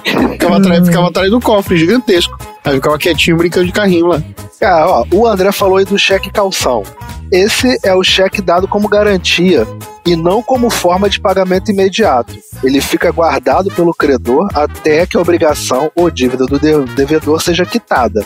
É isso. E tem o famoso e maravilhoso cheque borrachudo. Esse apelido é um dos mais icônicos no Brasil. Cheque borrachudo. Para se referir a um cheque devolvido por falta de fundos, ou cheque sem fundo. É o famoso cheque sem fundo. Esse aí todo mundo conhece. Isso é coisa nossa. Isso é coisa nossa. Porra, cheque isso borrachudo. Aí é parte da cultura brasileira. Um monte, né? Ah, vários. A cara do cliente era sempre a melhor. Era a mesma sensação que quando você passa o cartão de crédito hoje e a maquininha não passa. E dá aquele deny, né? Não passou, senhor. Foi recusado, senhor. Seu cheque borrachudo não passou, senhor. Mas o cheque borrachudo, ele tinha ainda um requinte de crueldade, porque a pessoa tinha que ficar na fila, às vezes, do banco, 1 hora na fila, em pé lá, com aquela porcaria daquele cheque na mão. Caraca. Aí você chegava na boca do caixa e vinha descontar esse cheque aqui. Não tem fundo, senhor. Aí você fala, não é possível, cara. Você já perdeu 1 hora de ônibus pra chegar no banco, você ficou 1 hora na fila. Porque o banco tinha isso também, você perdia o dia naquele negócio, porque as filas eram enormes. Sim. Cara, eu trouxe alguns casos engraçados e curiosos sobre cheques, né? O X já deve ter um monte de história, mas eu trouxe algumas, que no meio daqui deve ter alguma história do Chico, que ele deve ter contado em algum momento e ficou aqui. Não tem história não. Tem uma história de um homem que tentou depositar 360 bilhões de dólares. Em 2008, um americano apresentou um cheque no valor de 360 bilhões de dólares e ele foi preso por tentativa de fraude. Mas ele falou que ganhou aonde esse cheque? Não, ele simplesmente chegou de presente. Ele chegou e... Acho que ele viu o filme e falou, eu vou tentar. Se ele conseguiu... Fácil, né? É fácil, exato. Aqueles cheques decorados, né, de time, futebol, desenho animado, eles só começaram a ser permitidos nos bancos americanos a partir dos anos 90. E dali ele foi febre no Brasil. Você tem um cheque personalizado com o time do Corinthians. Eu nunca vi isso, não. E tal. Cheques que tinham umas imagens e tal. Tem um chequezinho. Isso começou muito nos anos 90. Você nunca teve chequezinho com coisa? Não, nunca tive, não. Eu nunca tive um cheque sequer. Sim, mas você é milênio. Eu tô criança. Ó, na Primeira Guerra, teve cheque, ó. Durante a Primeira Guerra Mundial, soldados britânicos, em campo, usaram cheques desenhados à mão por falta de um talonário formal. Os bancos aceitavam porque confiavam nas assinaturas dos soldados. Era o cara desenhava um cheque na mão, imagina, chegar lá, tipo, ó, confia em mim, entendeu? Eu tô falando, cara, uma época mais inocente, cara. Os caras acreditavam em qualquer coisa. Era no fio do bigode, né, os caras? No fio do bigode, Nossa, que expressão maravilhosa, né? Cara, é coisa de Minas, né, cara? Fio do bigode. Cara, o Chaplin uma vez assinou um cheque pra pagar um hotel. O gerente, ao invés de descontar, guardou o cheque como lembrança, dado o prestígio do Chaplin. Ou seja... Eu faria a mesma coisa. Ele é tipo o autógrafo do cara. Sabe que burro, porque se o cara... Se ele tava lá e assinou o cheque, entregou na mão do cara, porque ele não pediu o autógrafo do cara? Aí você tem o cheque e o autógrafo, entendeu? Você não precisa guardar o cheque. Sei lá, o cara ficou assim, pô... Mas quantas pessoas têm um cheque do Chaplin? Só ele. É verdade. O que ele fez com isso? Botou na parede, né? Fez nada com esse cheque. Cara, tem um cheque falso no valor de 2 trilhões de dólares que ele tá naquele museu famoso, eu esqueço.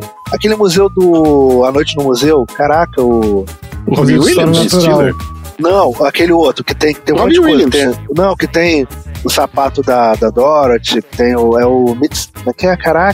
Smithsonian, isso. Isso. Um cheque falso no valor de 2 trilhões de dólares que foi detectado nos Estados Unidos em 2011. O ator afirmou que era para quitar a dívida nacional. Que? Cara, ele fez um cheque no valor de 2 trilhões de dólares. Tá bom. E ele afirmou que era para quitar a dívida nacional americana. Maravilha! Ele achou que o banco ia pagar a dívida do país, é isso. Ele foi parar no museu esse cheque, de tão tipo, o cara falou, não acredito que você tá fazendo isso. Tem uma desculpa do cachorro que engoliu o trabalho. Tem uma moça no Canadá que falou que o cachorro engoliu o cheque dela. Tá. Uma mulher no Canadá conseguiu reaver um cheque engolido por seu cachorro. Após apresentar o raio-x no banco, ela conseguiu recuperar o cheque. De sacanagem. Como é que ela levou o raio-x do cachorro dela? Ela falou, o cachorro engoliu o meu cheque. Mas ela levou o raio-x, então o cachorro tinha engolido mesmo. Ela engoliu mesmo. Só que no banco da acreditou, ela levou o raio-x aqui, ele engoliu o meu cheque. E ela conseguiu reaver. Tá aqui dentro, daqui uns dias vai sair, daí eu pago. Mas como é que na barriga ela conseguiu provar de que o raio-x era de um cheque? Parecia muito com um cheque, sei lá. Como é que chega com a assinatura dela? Imagina. Essa história tá parecendo essa história do filme, cara. Tá muito mal contado. Não, doideira. O cara viu cruzar, mas senhora, mas tá cruzado. Não pode. Só amanhã, só senhora. Artistas como Salvador Dalí usavam cheques assinados como presente ou itens decorativos, pois eles sabiam que raramente seriam descontados, tornando assim obras de arte autografadas. É ruim se o Salvador Dalí me mete um cheque, sei lá, alto que eu ia guardar, falar, nossa, tem um cheque autografado do Salvador Dalí, uma obra de arte, eu ia te contar esse cheque. Essa história que eu não sei se é verídica, diz a lenda, né, que isso aí é com um certo presidente atual. Um milionário dos Estados Unidos escreveu uma vez um cheque em um guardanapo para pagar um carro em uma emergência, e o vendedor aceitou e o banco honrou o pagamento. Não sei se essa história é verídica, mas dizem que ocorreu com um certo presidente atual americano. Ah, cara, vai saber também. Acredita, André? Ah, cara. Eu não duvido de mais nada, porque, né? Depois de tudo que rolou aí. E por fim, cara, hoje cheques são considerados altos artigos em leilões. Há um leilão em Vegas que eles fazem leilões de cheques assinados por celebridades, como Elvis, Marilyn, J.F. Kennedy. Então são leilões específicos, onde o pessoal compra cheques de celebridades. Então hoje em dia o cheque virou artigo de luxo. Colecionador. E é isso. E esse foi meu teminha de hoje. Maravilhoso. Eu lembro que eu usei muito cheque quando eu morava em São Paulo, que eu tinha uma diarista, né? Ela ia, acho que ela ia no apartamento a cada 2 semanas, ela fazia aquela faxina básica, né? E eu pagava em cheque pra ela.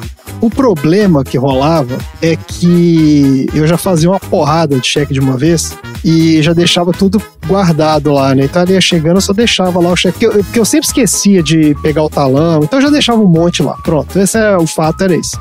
E volta e meia ela me ligava, falava que o problema é que a assinatura não bateu. Eu falava, ai, cara, não é possível, como assim a assinatura não bateu? Cara, aí ia lá, aí tinha que fazer outro cheque pra ela, entregava. E aí ela ligava de novo que a assinatura não bateu. Eu falo, cara, meu Deus, várias vezes, cara. Assim, eu ficava pé da vida, porque assim, é óbvio que Como que a minha própria assinatura não batia? Assim, eu ficava muito irritado com isso, cara. E várias vezes rolava isso. O meu é direto. Assim, Mas era bem comum isso, viu? O meu é direto. mas é claro, porque, assim, ninguém consegue fazer assinatura igual ao que tava. Eu nem sabia que assinatura que era, que tava lá no banco mais. Tipo, já tinha feito assinatura, sei lá quantos anos. Aí volta e meia tinha que ir no banco, fazia o cartãozinho da assinatura de novo, lá... No banco não, era no cartório, né? Não, era no banco. Tinha que ir lá e falava assim, tem que atualizar a minha assinatura. Aí você ia lá, o cara te entregava o papel, você ficava lá escrevendo 3 vias, não sei o quê. Aí passava um tempo, funcionava, depois de uns, 6 meses, começava de novo. A assinatura não bateu. Eu falei que não é possível, cara. Era infernal. Era infernal. Posso falar um segredinho? Pode, diga. Quando a gente trabalha em banco, a gente às vezes... Porque assim, eu não sei se as gerações novas vão entender. A gente recebia o cheque, aí o caixa, a gente ia até o fichário dos clientes, pegava a ficha do cliente e lá na fichinha tinha 3 exemplos de assinatura. Isso, é isso aí. A gente tinha que fazer comparava 3 as 3 para ver se estava mais ou menos parecida. Aí a gente liberava.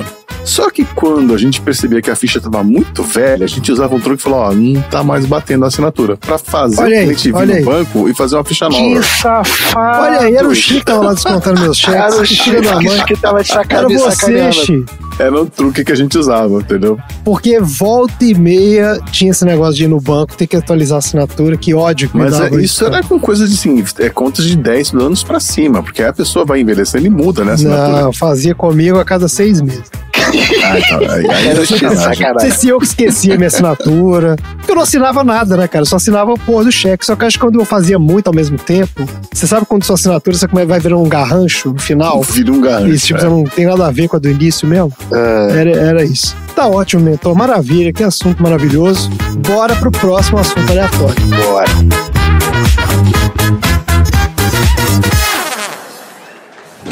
Condições favoráveis, checando frequência. Frank, esse é o Capitão Oliver. John Larkin, o copiloto, e Fred Tully, engenheiro de voo.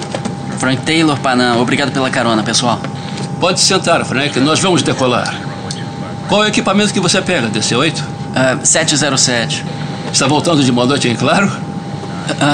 Eu vou de um continente a outro para ganhar um dinheirinho extra substituindo os colegas cansados.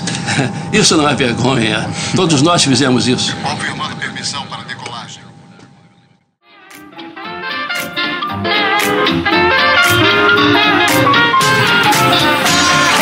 Vamos lá então, Lorde Tonzeira. Qual é o assunto aleatório da semana? Olha aí, muita coisa se falou sobre o menino tentando a vida de piloto de avião, mas pouca gente falou sobre o primeiro piloto de avião. Hoje a gente vai falar sobre um dos grandes inventores que mudaram a história. E poucas pessoas têm uma história de vida tão fascinante como o Bebetinho Santos Dumont. Eu achei que você ia dos irmãos Wright. Brasileiro. E a gente vai falar sobre isso. A gente vai falar sobre isso. E a gente vai acabar com essa farsa. Hoje nós vamos resolver isso, então. Hoje sai o resultado.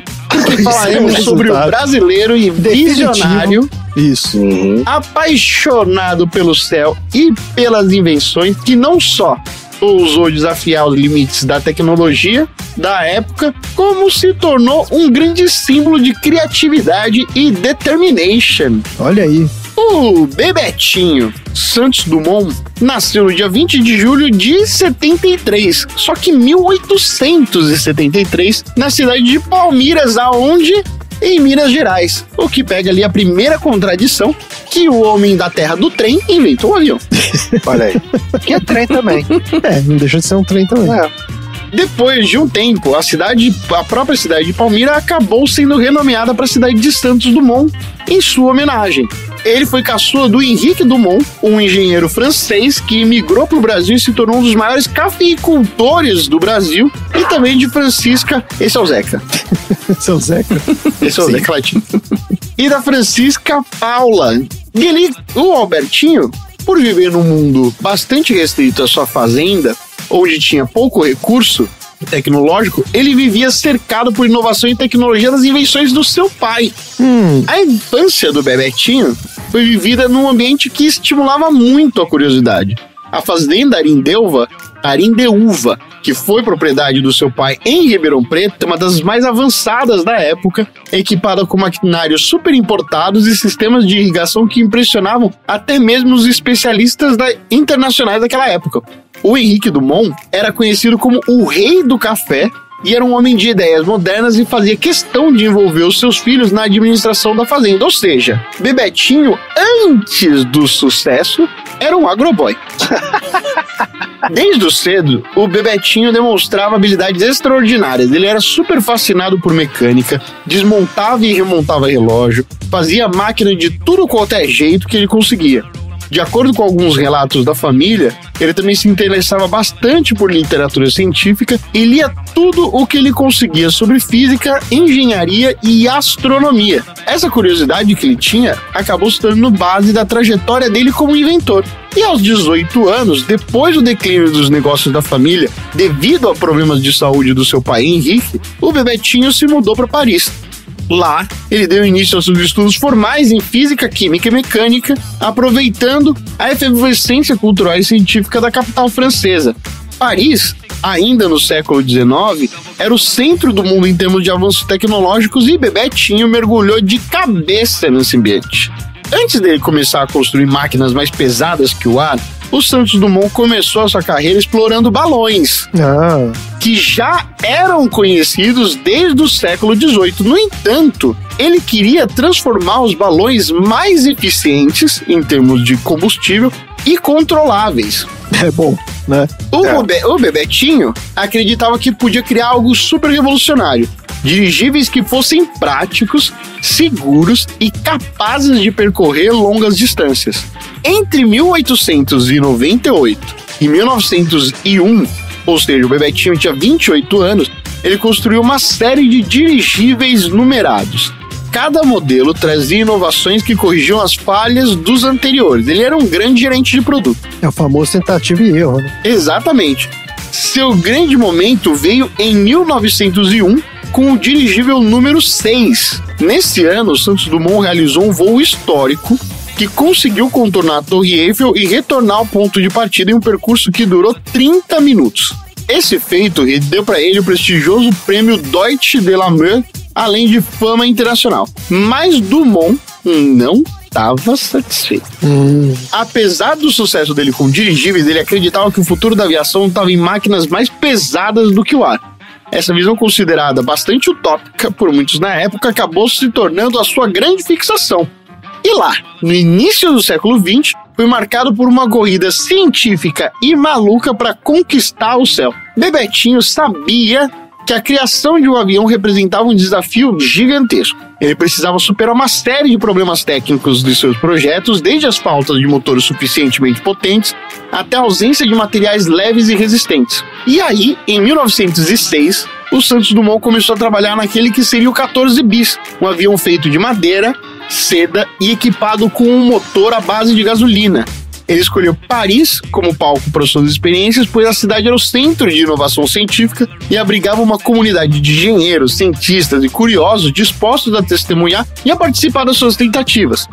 O design do 14 bis era mega ousadia e alegria.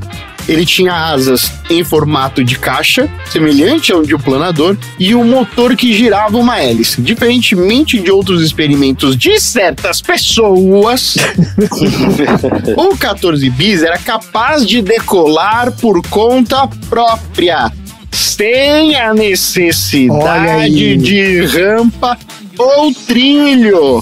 E em 23 de outubro de 1906, no campo de Bagatelle, em Paris, não em Santana, na cidade de São Paulo, Bebetinho realizou seu voo histórico. Diante de uma multidão gigantesca de espectadores e representantes da imprensa, o 14 bis percorreu 60 metros a uma altura de cerca de 30 metros. Esse feito foi amplamente documentado e é reconhecido como o primeiro voo público de um avião. No entanto, Bebetinho não parou por aí. Apenas um mês depois, no dia do meu aniversário, no dia 12 de novembro de 1906, ou seja, 79 anos antes da minha existência, ele quebrou seu próprio recorde.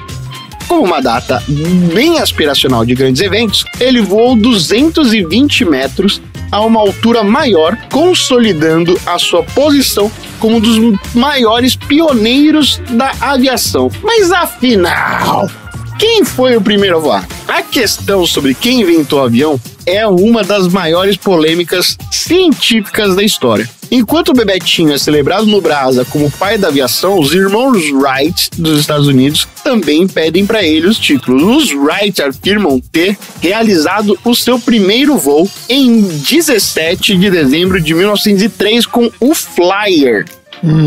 No entanto, há diferenças cruciais entre as duas realizações.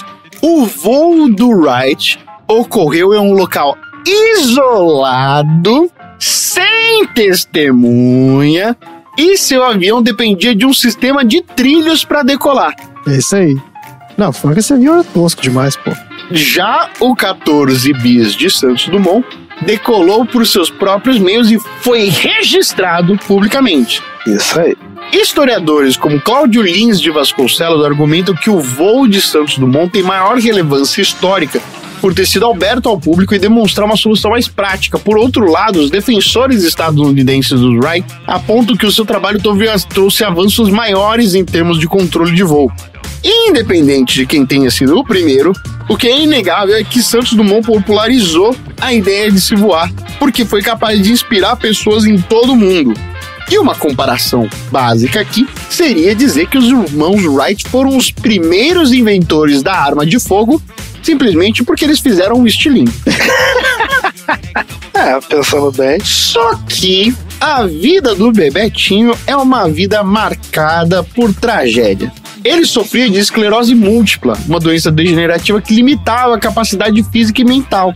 Na época, não existia remédios que atenuassem essa doença. Além disso, o uso militar de suas invenções durante a Primeira Guerra causou enorme sofrimento. O Dumont, que sempre viu a aviação como um símbolo de progresso e união, ficou super depressivo ao perceber que a sua criação estava sendo utilizada para destruição em massa, principalmente como ferramenta utilizada na Primeira Guerra. Em 1932, enquanto residia no Guarujá, Bebetinho infelizmente tirou sua própria vida, e a sua morte foi um triste desfecho por uma vida marcada por brilhantismo, mas também por desafios emocionais. Mas, superando isso, além do trabalho na aviação, o Bebetinho também deixou contribuições notáveis. Ele é acreditado como o criador do relógio de pulso. Sim, do Cartier. Que desenvolveu em parceria com uma empresa chamada Cartier. A ideia era oferecer uma maneira prática de verificar o tempo enquanto pilotava. Outra curiosidade é que o Dumont era um entusiasta da moda e da vida social. Ele costumava pilotar os seus dirigíveis por país, pousando em cafés para interagir com a galera. Um grande Ayrton Senna. Como toda figura histórica, o Santos Dumont é cercado por mitos, e um dos mais comuns é de que ele teria abandonado o Brasil por completo. Na verdade, ele manteve uma forte conexão com o país, como evidencia a sua casa em Petrópolis. Sim. E a sua paixão por promover o progresso no Brasil. Outro mito é que ele teria sido um inventor isolado. Na realidade, o Dumont fazia parte de uma grande rede de cientistas e engenheiros que compartilhavam ideias e experiências. E o Santos Dumont foi mais do que inventor, ele foi um grande visionário que desafiou os limites da ciência e da imaginação, tornando possível o que antes parecia impossível. O legado dele é um lembrete de que a busca pelo progresso deve ser sempre acompanhada por um senso de responsabilidade ética. E se ele foi ou não foi o primeiro a voar, foda-se! Aqui é Brasil. Aqui quem manda é nós. Quem voa é nós. Mas acontece que a história dele continua a inspirar os sonhadores e inovadores em mundo todo, provando que o verdadeiro voo acontece quando ousamos acreditar nos nossos sonhos. E eu vou dropar aqui uma última curiosidade a quem todos na humanidade devem a esse cara. O que é? Vocês têm ideia? Então, tem uma que você não falou aí, né? Famosa. Vamos ver se eu vou falar agora.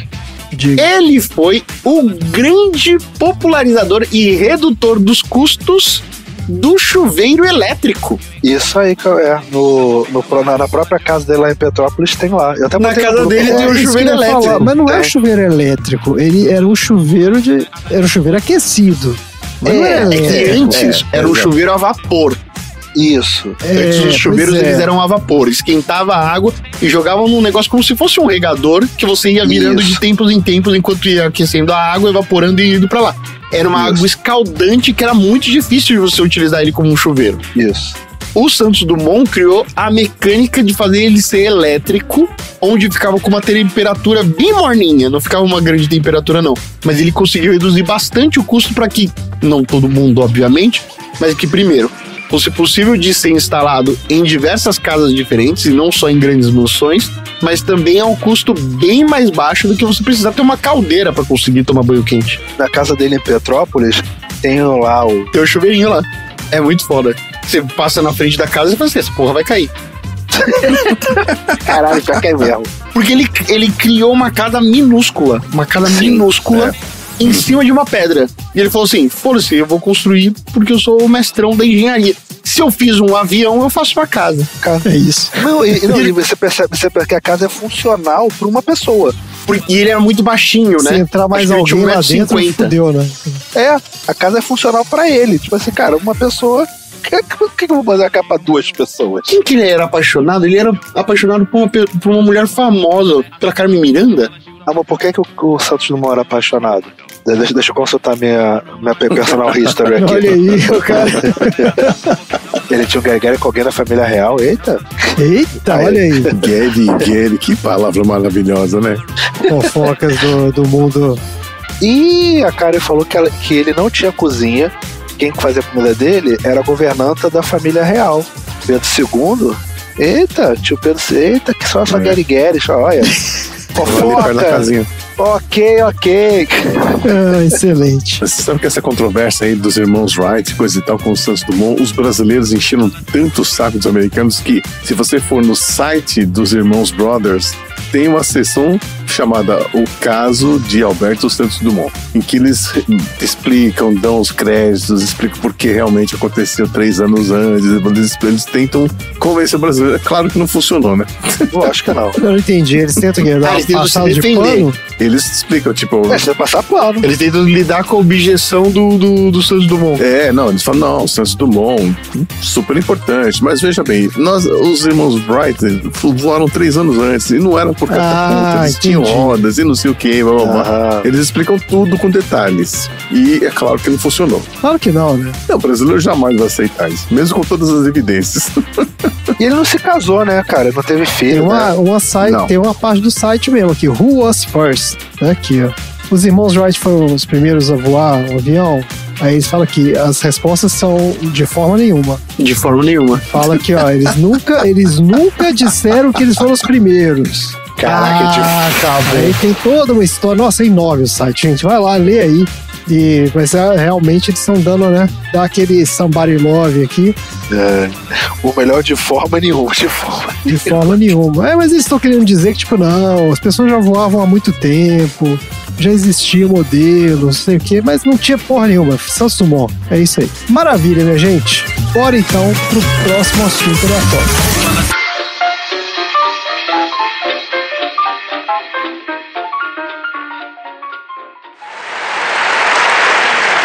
Muito obrigado e bem-vindos ao Dizer a Verdade. Nosso primeiro convidado fez carreira sendo o mais ultrajante impostor que nós já vimos neste programa. E vocês vão concordar comigo. Número 1, qual é o seu nome, por favor? Meu nome é Frank William Abagnale. Número 2. Meu nome é Frank William Abagnale. Número 3. Meu nome é Frank William Abagnale. De 1964 a 1967, eu me passei com sucesso por piloto de avião da Panam Airways. E eu voei mais de 2 bilhões de milhas sem pagar nada. Durante esse tempo, eu também fui pediatra residente-chefe em um hospital da Geórgia e também assistente do procurador-geral no estado da Louisiana. Na ocasião em que fui preso, era considerado o mais jovem e mais ousado vigarista da história dos Estados Unidos. Eu havia descontado quase 4 milhões de dólares em cheques fraudulentos em 26 países e todos os 50 estados. Eu fiz isso tudo antes de completar 19 anos. Meu nome é Frank William Abagnale.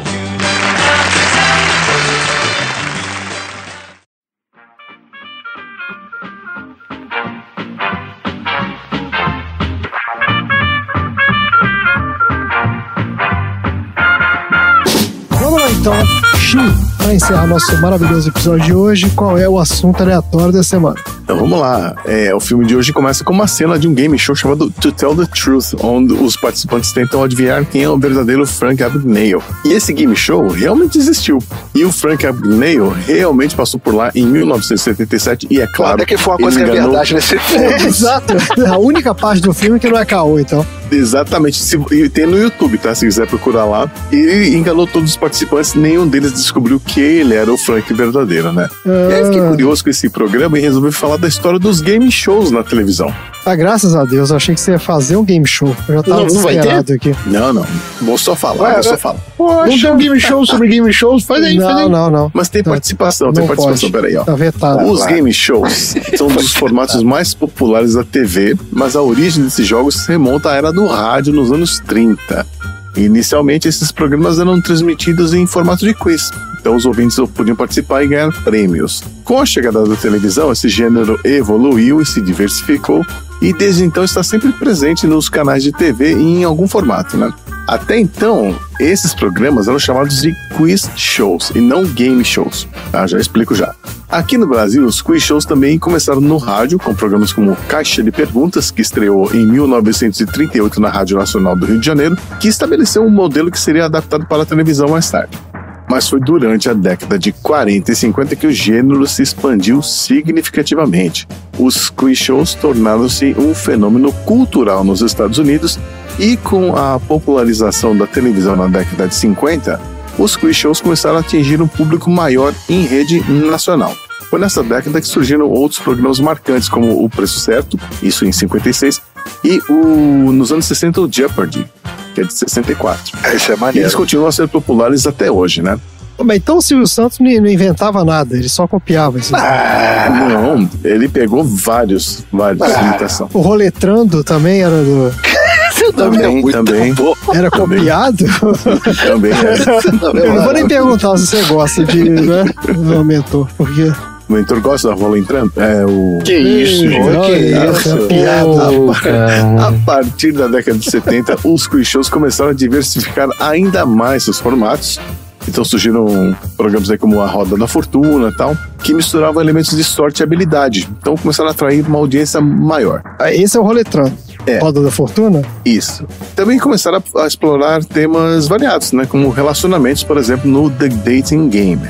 Quando os quiz shows começaram a oferecer uma variedade mais ampla de formatos e desafios, aí o nome foi mudado para game shows.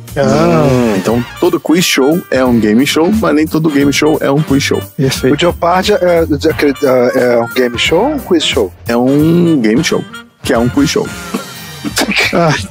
Nossa. Bom, aqui no Brasil os game shows também tiveram um impacto significativo na cultura televisiva e começaram como quadros dentro dos chamados programas de auditórios, né, que se tornaram populares no Brasil na década de 60. Então tivemos aí Chacrinha, Bolinha, Flávio Cavalcante e também o Silvio Santos. Bolinha. Que está na hora de você entrar na linha. Que isso, gente, pelo amor de Deus. Bolinha. Cara, o Bolinha é muito bom. Sucesso! Caraca, o Bolinha é muito bom. O cara. Não dá pra falar de game shows no Brasil sem mencionar o Silvio Santos, né? A grande maioria dos game shows de sucesso no Brasil surgiram por conta dele, como é o caso aí do Qual é a Música, Roletrando, Show do Milhão e tantos outros. O programa dele de domingo era um grande game show, né, cara? Ele ficava pulando de um game show pra outro. Ele também adaptou game shows de sucesso nos Estados Unidos para versões brasileiras. Então os domingos, é isso que vocês falaram, né? Praticamente era um grande game show por conta do programa Silvio Santos. Era um game show atrás do game show. Todo domingo todo mundo assistia e participava, mesmo que virtualmente na poltrona de casa. É isso aí. Ele deu emprego pra muita gente, né? Nossa, com certeza. Deu prêmio pra muita gente também. Sim. E essa evolução do formato aí acabou nos trazendo programas como a Banheira do Gugu, Se Vira nos 30 do Faustão e por aí vai, né? Nossa, aí já é outro nível de game show. Oba. Tinha o Fantasia, cara. O Fantasia era maravilhoso. Fantasia. Que tinha as mulheres com você, tipo... Que era horrível. Aí ficava batendo a hora no pulso, assim, tipo, botava a mão na cabeça. Fantasia, cara. Era o calor frio? Calor frio. É esse? Era aquele que era apresentado numa época pela Carla Pérez. Cara, esse é Tutti Frutti que eu tô falando, isso é outro. Caraca, isso é... Nossa senhora. Mas eu separei aqui alguns game shows do passado, que não existem mais. Eu vou propor um desafio pra gente aqui. A gente tem que escolher um deles pra receber um remake e voltar à televisão brasileira.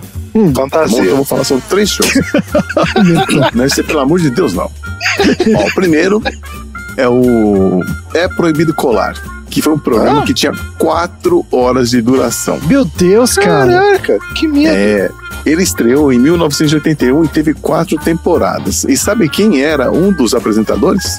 O Antônio Fagundes, o ator. Nossa.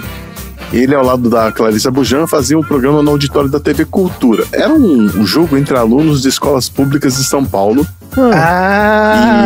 Era um passo-repasso antigo. Isso. Envolvia provas de conhecimentos gerais também, mas também tinha provas de coordenação motora, de criatividade, de arte cênica, de música. Você imagina, tinha lá criança de 14 anos fazendo composições próprias e tocando violão na televisão, mostrando a música em TV, em rede nacional.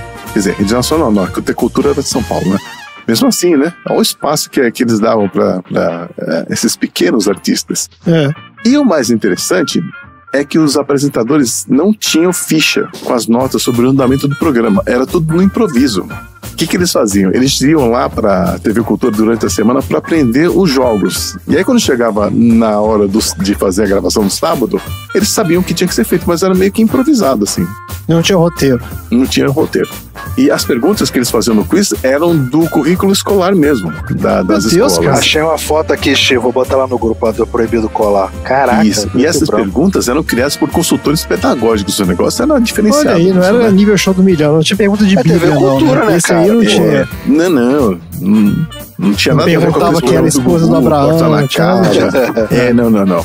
O É Proibido Colar focava na performance acadêmica, em conhecimentos gerais apropriados para o currículo. Nossa senhora! E também na criatividade dos alunos. Tinha uma prova chamada Vamos Fazer Arte, que começava o programa, eles ouviam uma música qualquer, pode ser música MPB, instrumental e tal, e aí eles tinham a duração do programa para criar arte baseada no que eles tinham que produzir uma manifestação artística. Tá baseado na letra, ou na música, na mensagem, etc. Então, era muito diferenciado, assim. E eu adorava esse programa. Vocês acham que esse tipo de programa teria espaço na TV brasileira? Não.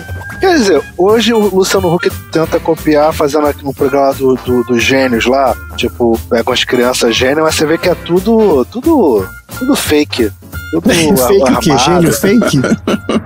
Porque, tipo assim, aí pega essas crianças muito espertas, assim, tipo, qual é a capital do país que nem existe, sei lá, Antiprússia? Aí, tipo, sei lá. Aí o moleque fala, entendeu? Então, nossa, que menino gênio. Tipo, quanto é 1 bilhão, não sei o que lá. Tipo, umas paradas muito assim.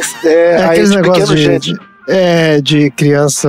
Aquele negócio que tá fazendo conta. Inteligente. É isso? Isso, tipo, de tudo. Fazer uma multiplicação bizarra. Aí a criança faz. Isso, tipo, da criança saber capitais de países bizarros. De não sei o que lá e tal, de nomes de pessoas, não sei o que lá e tal. Eu acho que não, acho que não faria. Eu adoraria ver, mas eu acho que não faria sucesso, não. Todo mundo concorda? Sim. Também não me parece que isso faria sucesso. Então vamos ao segundo programa aqui, ó. Vamos ao ano de 1993. Talvez vocês se lembrem desse programa. Quando entrou no ar pela TV, pela Rede Bandeirantes, o Supermarket. Programa que durou até 1998. Esse é muito Beer bom. Market. Esse não me é estranho. Como é que era? Esse é muito bom. Esse programa era apresentado pelo Ricardo Corte Real, que é maravilhoso, aliás, que se passava dentro de uma reprodução de um supermercado, com as gôndolas, carrinho, né, e tudo. E eram 3 duplas de competidores que respondiam perguntas relacionadas aos produtos que eram vendidos em supermercados. E depois eles tinham que encontrar o produto nas prateleiras. Então você tinha perguntas ali do tipo, qual produto tem embalagem de vidro? XYZ. Qual o nome do produto que tem um comercial onde aparece isso, aquilo, papá. Por aí vai. Nossa, isso é a farra do patrocínio, né? O cara devia... Exatamente. Nossa, devia ser patrocínio, eu ia até falar cheio. E aí no final, a dupla que conseguia mais pontos participava de uma última prova onde eles tinham que desvendar pistas que eram escondidas nos produtos do supermercado. E eles tinham que ir de um até o outro. Eu lembro disso. Era tipo uma gincana. E aí o último produto uma caça ao tesouro. Eu lembro disso. Eles podiam ganhar um prêmio que era um valor em milhões de cruzeiros, né? Que valia R$500, mais ou menos. É. E aí, vocês acham que esse tipo de programa faria sucesso hoje? E a última prova, quem ficasse com a última prova, tinha um tempo e ele poderia correr no mercado, encher o carrinho. Sim. Tudo que já tava no carrinho, ele podia levar pra casa. Ah, mas aí é muito fácil. Você não, cara, era desesperador, porque assim, o cara ia pra, sei lá, pra sessão de bebida, a mulher tava na sessão do não sei o que lá e tal, e a mulher aí, não, leva isso não, que não sei o que, era muito... cara, acho que é barato, isso é barato. Pega outra coisa. Era um bagulho muito doido, cara. Queria assim, levar o mais caro do mercado. Tipo, não é... É tipo você ver o show do Milhão que você fala, pô, cara burro, aí você ficava assim em casa. Pô, cara burro, cara, vai ali na sessão não sei o que. Não, mas devia ter alguma regra, né? Então não é possível que era só isso, você vai passando lá e jogando tudo dentro do carrinho. Você jogava, e você chegava assim, e tinha tempo, só que, cara, era muito desesperador, cara. Pô, eu ia direto no açougue, pega tudo de filé mignon, porque tem nada mais caro que filé mignon. E ficar com uma tonelada de filé, não precisa nem de guardar isso. Era muito bom, cara. Eu acho que faria sucesso, eu acho que esse... esse tá legal também, gostei desse. Ainda mais no mercado, preço do mercado hoje. Pô, imagina, hoje em dia fazer um sucesso tremendo, né, cara? Isso aqui... E o último programa que eu vou trazer de volta aqui pra nossa análise é o Cidade contra Cidade, que foi apresentado pelo Silvio Santos entre 1979 e 1994. Eu não faço ideia do que seja isso. Esse é muito bom. Mas ele começou lá na TV Tupi e depois foi pro SBT. Eu peguei a era do Gugu. Era uma competição entre cidades, né? E, tipo, eram geralmente cidades pequenas. A cidade vencedora ganhava uma ambulância no final. Meu Deus, cara, que é isso? Isso eu não sabia, não. Ambulâncias? No começo era uma ambulância. Então, assim, era um game show onde você tinha duas cidades, que geralmente eram aquelas cidades pequenininhas do interior e tal. E eles iam pra lá no auditório e se enfrentavam em uma competição que eram gincanas, desafios, e iam acumulando pontos, né? Tinha concurso de Miss, tinha atuações improvisadas de atores das cidades, tinha até corrida de camundongos, negócio lá, sabe? Gente do céu! Qualquer prova onde a cidade podia trazer seus representantes, né? Mas era a cidade que inventava a prova? Tipo assim, eu quero fazer aqui... Não. Você chegava lá e a produção falava. Ah, tá. Ele falava na hora. Falava na hora. E aí eles traziam os melhores representantes da cidade deles, né? Imagina. Imagina. Pois é. E sabe quem já participou desse programa? Olha a lista, hein, ó. A Xuxa, o Sérgio Malandro, o Chico Xavier, que foi representando o Uberaba. Não é possível, mas ele foi participar como competidor? Como competidor, olha como aí, representante da cidade. E o Geraldo Alckmin, quando ele era prefeito de Pindamonhangaba. Ah, não é possível pra ganhar uma ambulância pra Pindamonhangaba? Sim, ele levou a galera lá. Deus do céu, caralho, cara. Mas aí, você acha que hoje, tipo, se vocês assistiriam uma competição, tipo, entre, sei lá, Pirapora do Bom Jesus versus Sorocaba? Total. Então, cara, não sei. Eu acho que dependendo das provas, porque, né, você tem que ver o que são as competições. Se tiver alguma coisa que é específica da cidade, sei lá, o cara tem alguém da cidade, a cidade é famosa pelo maior, sei lá, maior bola de elástico do mundo. E aí vai ter uma prova, porque deveria ser assim, né? Tipo, cara, eu acho que faria sucesso se fosse uma coisa tipo alguma atração turística. Ou então tipo assim, São Paulo versus Rio, aí tipo, obrigar os cariocas a comer cuscuz paulista, sei lá, um bagulho assim, entendeu? Uma coisa bizarra, assim, entendeu? Não sei lá, aí ia ser maneiro, sabe? Assim, tipo, fazer os caras desviar de bala. Acho que assim, Deus do céu, cara. Cara, sabe? Assim, tipo, levar pra andar na linha vermelha 4 da manhã. Isso aí, entendeu? As coisas. Aí, pô, aí ia ser maneiro.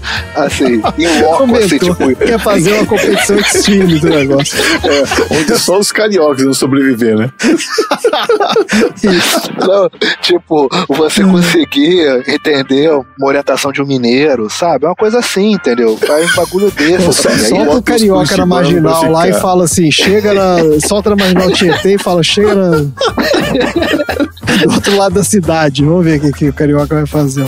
pega um curitibano, faz ele sobreviver 2 horas na praia lá do Rio de Janeiro, de 44 graus. Bahia, nossa, é mesmo, hein? Teresina, pra ficar só passando frio lá em Curitiba. Aí, tá vendo? Mas assim, não ser no estúdio, sem loco, sabe? Assim, tipo, aí ia ser maneiro. É uma versão tipo aquele versão do aí. Sem Limites, não é? No Limite. No Limite, cidade contra cidade. Extreme Survivor. Eu gostei dessa versão, cidade contra cidade extreme. Vamos fazer a versão Ultimate cidade contra cidade. Tá ótimo, gente. Que maravilha. Tem mais alguma coisa aí, Chi? Não, ganhou cidade contra cidade contra cidade extreme. Versão do mentor. O mentor vai ser o showrunner desse negócio. Ele que vai bolar as provas.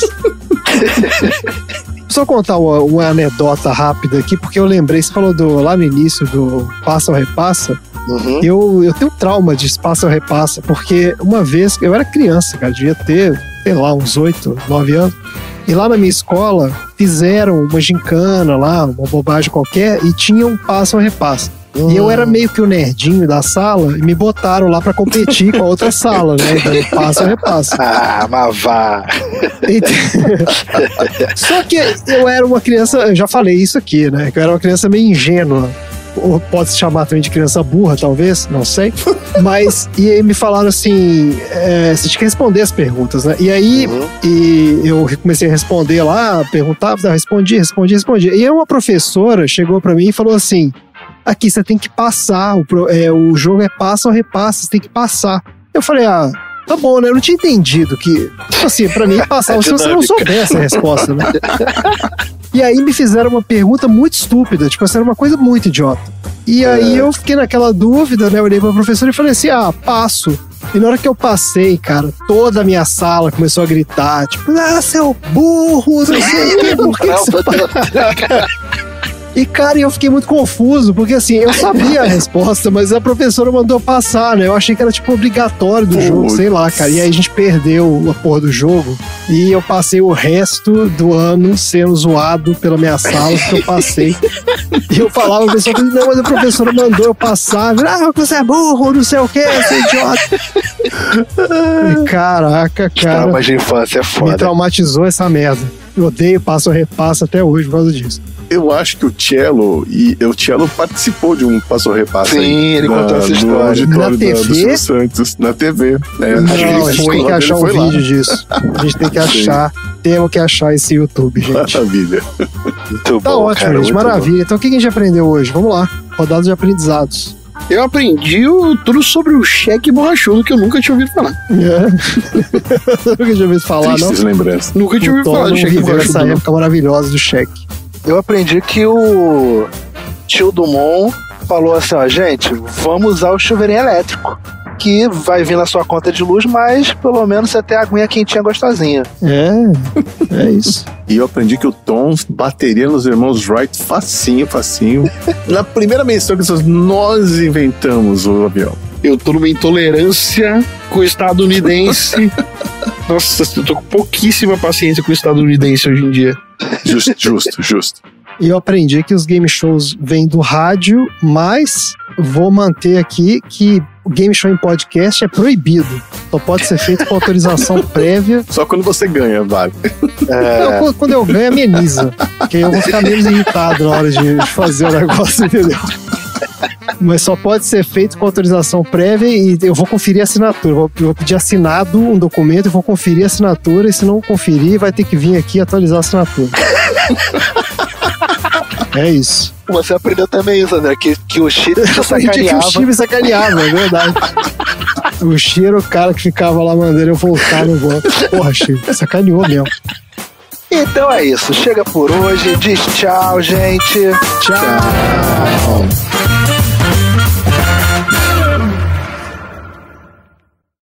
Fim das... Alô? Mentor? Eu caí, o mentor? Não. Opa, alô? Ninguém caiu. Peraí. Eita. A gente tá te ouvindo. Vocês estão me ouvindo? Sim. Estamos.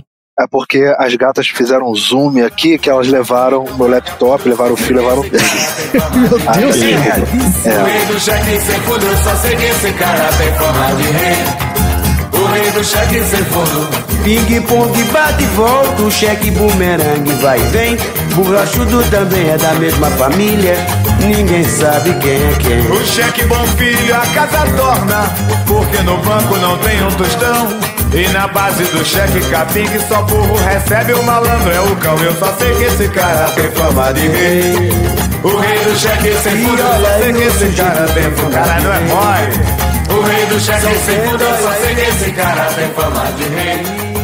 O rei do cheque sem fundo, eu só sei que esse cara tem fama de rei. Fim da sessão.